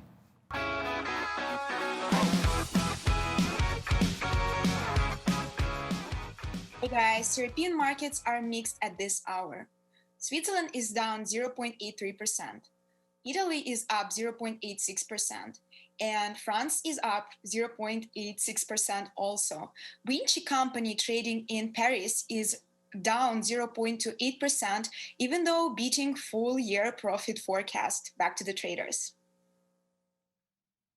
Thank you very much, Ms. V. I said 6150, 6120 Snapchat, guys. That was a couple of sessions ago. This is that high that you can see. It's trying to break through 60. It's gone to like 45. That is not even breaking through yesterday's top on Snapchat. So there's a couple of levels it would have to get through. I think if you're looking for that real breakout, that would, to me, put the rollover still in play, right? As long as 6080 is held, as long as 6120 has not been broken, at some point, I got to feel like there's going to be a bit of a pullback trade to be had, as long as we hold that high of the day. So a lot of times you'll see, if you're just looking at your 1 or 3 minute chart on the day, you're going to look at that double top or that triple top and say that's good enough. Let's take the rollover short or take the breakout. Just keep in mind some of those levels, that 6120 high and that 6080 that are both in play. If those fail to break, it still could be a bit of a pullback into maybe even VWAP, but certainly 59 if we do get that hold. Okay, yeah, I mean, we were like we were just talking there about that Snapchat back to 59. That would be a great call there if that could happen, and we would love to see that come through for us on Snappers Snapchat. So, okay, back to Palantir, still that dollar high side look. I wish we could get out of this stock. Well, I could just by hitting offer and getting out, but I really think it still has a chance. It tried again. This time we're not gonna miss this. So we're gonna get out at 34.05 or so if that does happen. I am looking at it dropping down. It bounced off VWAP. That's a little bit too far for me right now. So let's just watch this market as it continues to go higher.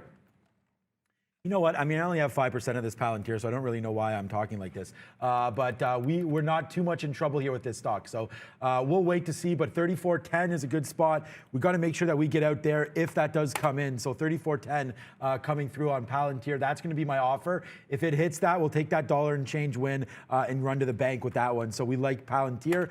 If that does break, we're still looking at Luckin Coffee. Neo's turned positive. Our best out right there at VWAP 75. I mean, I'm going to take that every day, all day there on that VWAP break of Neo. So out there off of these longs. Made a mistake early on Neo, dropped it, and then picked that long up beautifully, defending 56. We're going to remember that 56 level. And we always thank you guys. Nick's picks for BSQR, which I have not looked at. I have to actually add it to my list here. I see it's up significantly, of course, but give you guys a little live look here. I'm going to ask Brendan and put him on the spot here. Anytime I see a stock that shows up, parabolic moves like this and trade halts, it's going to go on the radar regardless of what's going on, but I'm not going to trade it blind. So I want to make sure that I understand what's happening with this particular name. And then I always go to the higher time frame to see, where this been in the past. There's some levels you can look off of. Really on my daily chart, basically nothing on BSQR. So I have no upside levels to work from. If it's going parabolic, already halted once. So I'm not going to, and if you blindly taken a short in front of 8 even, congratulations on $1. That is not a game that I'm going to look to play. I think that's a little bit reckless. So not going to just jump into a trade here. It's 100% going to be added to my list. So I am going to be tracking the name, if only because post-halt, the volatility at post-halt was like a $2.40 range. On more volume than previously. So clearly the stock is still going crazy, which makes it worth a look both at lunchtime and in the afternoon, because usually you'd see this tapering off in terms of volume heading into 11 o'clock. No, we're actually seeing an increase for the most part on this BSQR. So check back on this. Yeah, and we're going to go to another stock that's going a little nuts here. It is LAIX here today. So yeah, we took that break. I actually don't mind this break again if it can happen through 8. This time we'll wait for 8. We'll get to confirmation. Even this high right here, what is it, 815? We can wait for that, but it is making a nice bottom here, 662.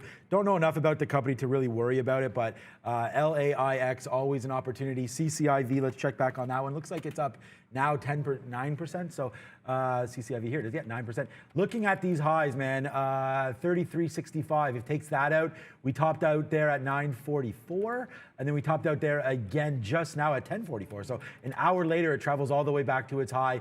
That's a good little spot if it could take it out. So we'll look for CCIV. And then the other one, I guess, Clove. there, I guess, is on the NASDAQ. That's still at 12. How high are we up right now? Okay, down. So it did start off as a positive. Now it's coming back down. Good little bottom there at 1130, but right now at VWAP, which is why we're a little bit interested.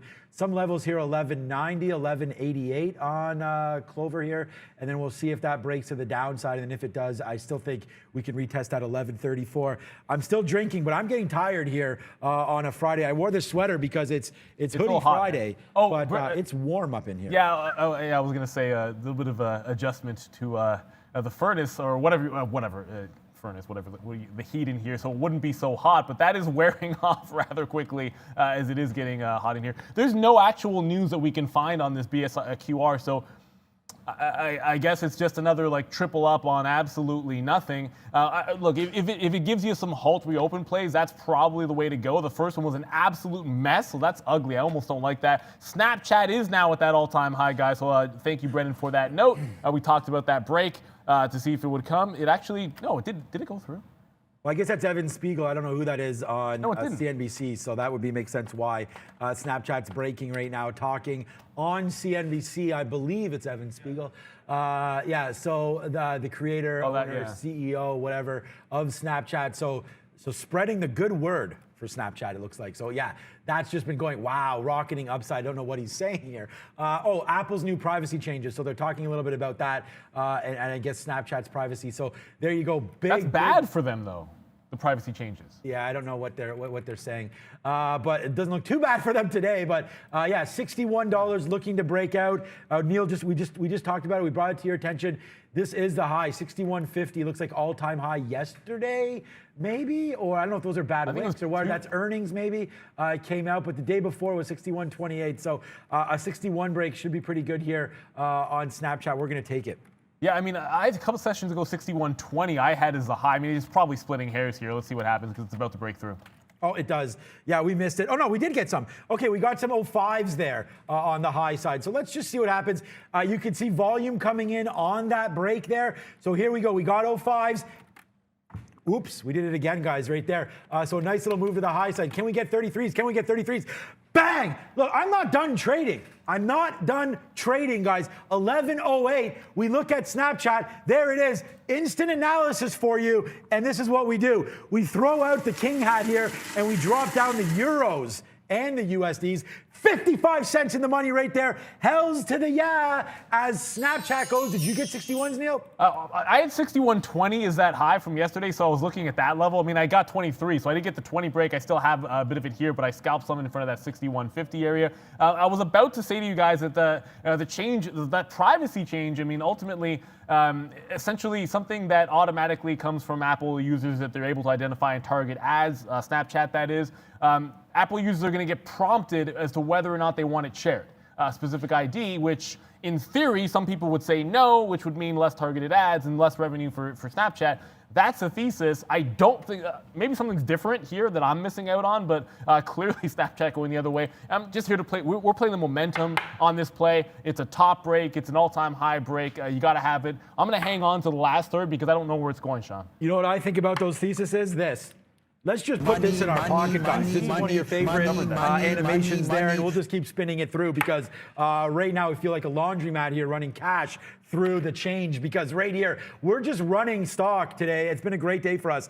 The only misstep we had was early on Ford right here. We tried this bid. And look, if you can't be a trader if you're not going to sit there and try some ideas. I believed in it. I talked about Ford. We did make decent money back right there on that move. So, and then the other stock that we failed on early, we got a nice little long here off pins, and we were making like, it's funny I talk about this because 84.50 was the bid there. We got hit, it came down, and then look where we got some out, 85.50. So we took about $1 win on about 20 or 30%. But the problem was, once it came down there, I really thought 82 was gonna hold. So we bought some more there, 83s, we bought some more 82.50s. When 82 doesn't hold, it breaks downside, and good thing we got out because it's back down to 79 and change was the bottom there. So we save ourselves $2 or $3, but it looks like trying to get going, and I do like a Pinterest break now, guys, through 83. We'll look at that, and that could come as well. But I mean, Snapchat, oops, we did it again. Fire off the hot dogs right now. It's 75-cent win for your boy. We've already taken out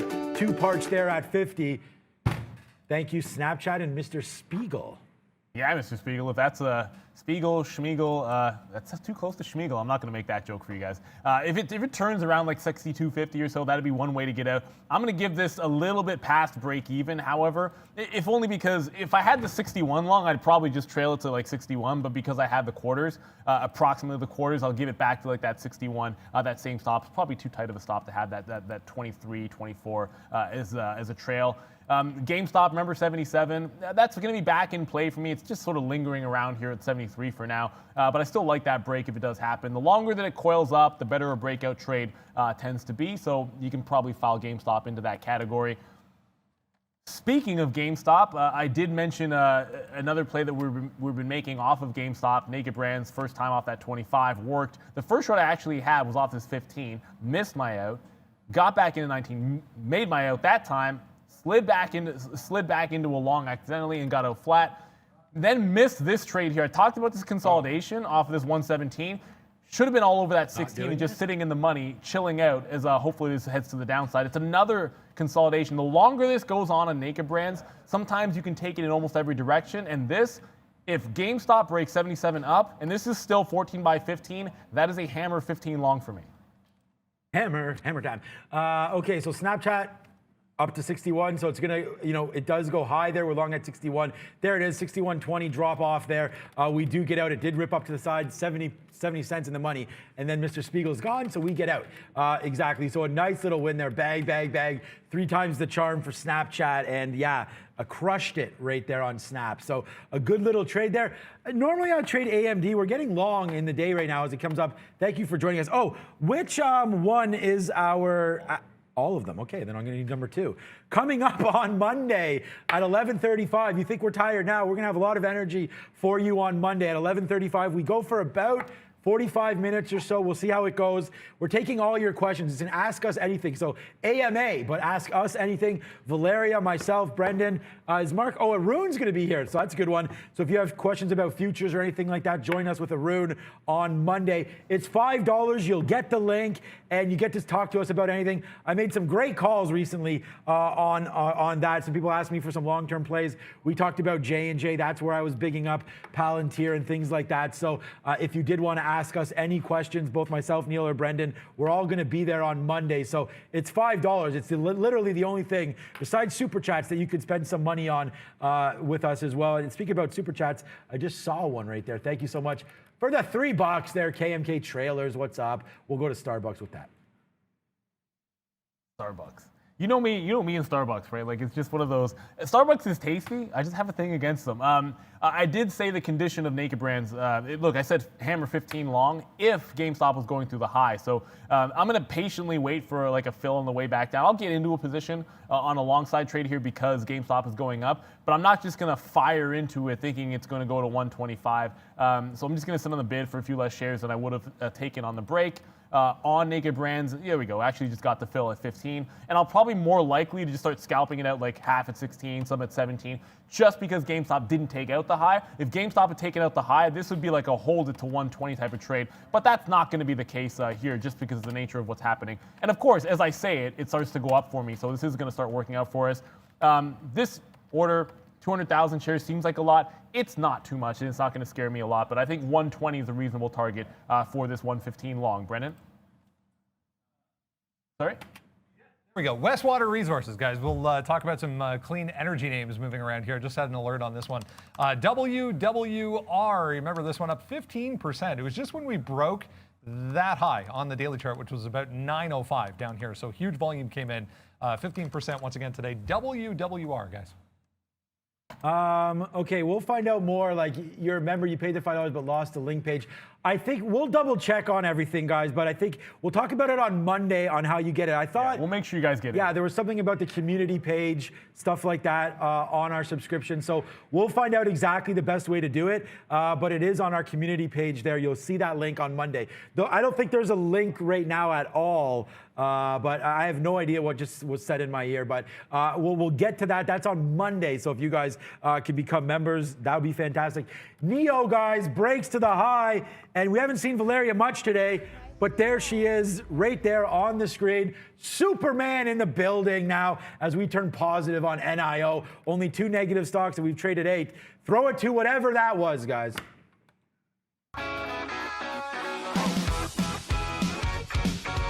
All right, guys, it is about 11:15. That means we have 15 minutes left. New idea time. So we're going to run this just as a bit of a test just to see how it goes over the next week or so. Lunch money. That's going to be an idea going into the end of the show before lunch that could, in fact, pay for your lunch. So we'll talk about one idea each.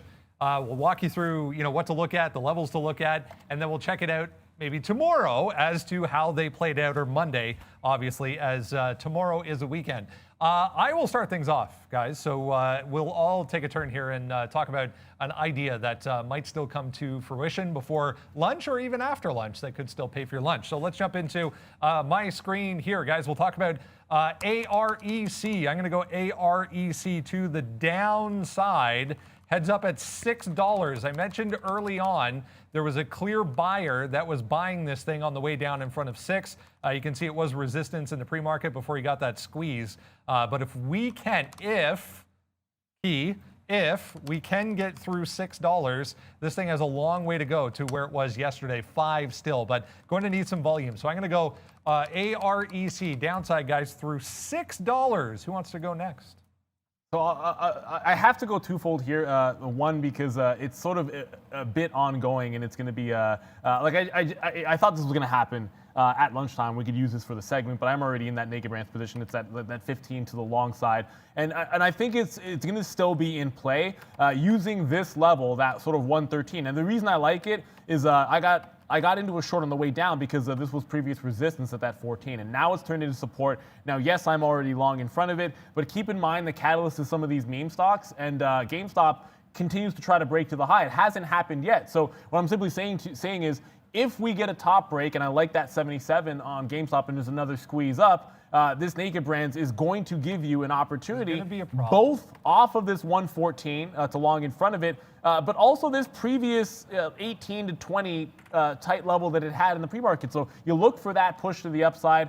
The other one is very, very similar, and apologies to you too, Brendan here, but I kind of have to. I wanted to make sure that I got in this LAIX, which I know it's a crazy stock and everyone's been watching it.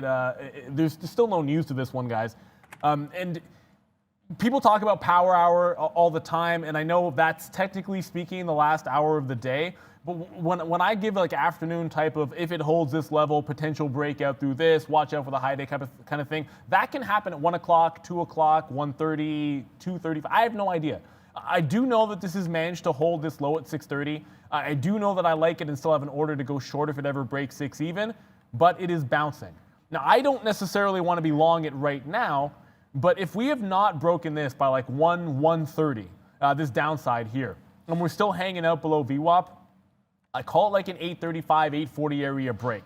And if that happens, I really do think you're at minimum testing to the pre-market high of 950 and a decent chance that you get right all the way back up to an 11. It's that secondary push that you see sometimes in the afternoon. So it's hard for me to say that will happen at 12:30 or 1 o'clock, 1:30. It's so long as you haven't broken the low and it gives you that breakout at 850. So LAIX, it's a cheat because I'm already in the Naked Brands one, but that happened like 5 minutes or so ago. So I think it kind of still counts there, Brennan.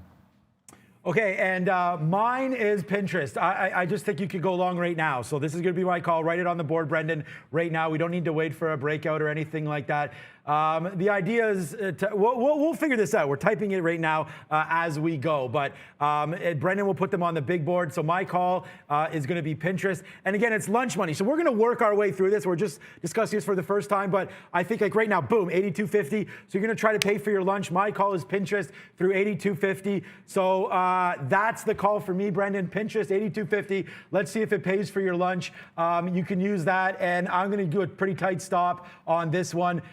No, I'm not. 79 to the downside right there. So depending on how many shares you get, congratulations, you already got lunch right now. So there you go. Hopefully that's 1 for 1 on the lunch money calls. If you took that 82.50, so there we go, 1 for 1. I hope you guys can match that up as well. But if you want to have lobster for lunch, I think you could probably hold right now for 83.50 or so. But that's the call. It's 20 cents right there for you. So there's your lunch money, guys. All right, guys, let us know what you think. We'll do this on a daily basis if there's nothing going on this time of day. We'll talk about 3 separate ideas going into the end of the show that could, as we said, pay for your lunch. So to sum up, LAIX for Neil. Oh, no, it was Naked Brands for Neil off 114 to 125. And then Sean Long with pins, 82.50. Mine was that Eric, AREC, downside through 6. Guys. Great idea, man. I really love that idea. I love that idea. It's really cool. It's something for us to all track. And like lunchtime trading is not. It's a different beast. And we talk about this all the time. There was a great question. Apologies, because there's so many of you guys in the chat. I always forget who asked what. But there was a great question about do you change share size on some of your positions? And each one is going to be a little bit different. Like an LAIX, certainly it's a little bit less active here. But if a breakout in the afternoon goes, then yeah, you might be taking that same size as you saw earlier. And for something like Naked Brands, I actually wouldn't change position size too much. It has more to do with the tighter stops. Like, I might take a position earlier on, be willing to risk 3 or 4 cents because I think I can get a 10-cent move. But other times, like at this time of day, hey man, if it breaks 114, I can just get right out and hunt for a better trade. So you might be risking 1 penny or half a penny and use the same share size. So you always have to make those adjustments. That kind of a question is a perfect one, I think, for when we do that Q&A, guys. So just as obviously another reminder for you. And this is we see you guys, and some of you said you have some trouble getting into that Q&A for our members. We do it for you. So we promise you on Monday we will go through to make sure that you guys have that link and can get into that Q&A. Join us all. We're going to be doing it with Arun, so it's not just the 3 of us. We will be joined by Mr. Pew Pew himself, Arun. You want some pew-pew action here? Look at Palantir, man. All you had to do was hold this thing all day, and there it goes to the upside, man. I told you, I mean, we were not going to take this. I said we were going to take it out at 34.10, but we didn't. And we're now noticing that it does break that high. So thank you again to everybody out there, man. This has been a great one today. And there we go to the high side. Palantir still rocking and rolling here. So, yeah, we like that. That's the other position that we're in.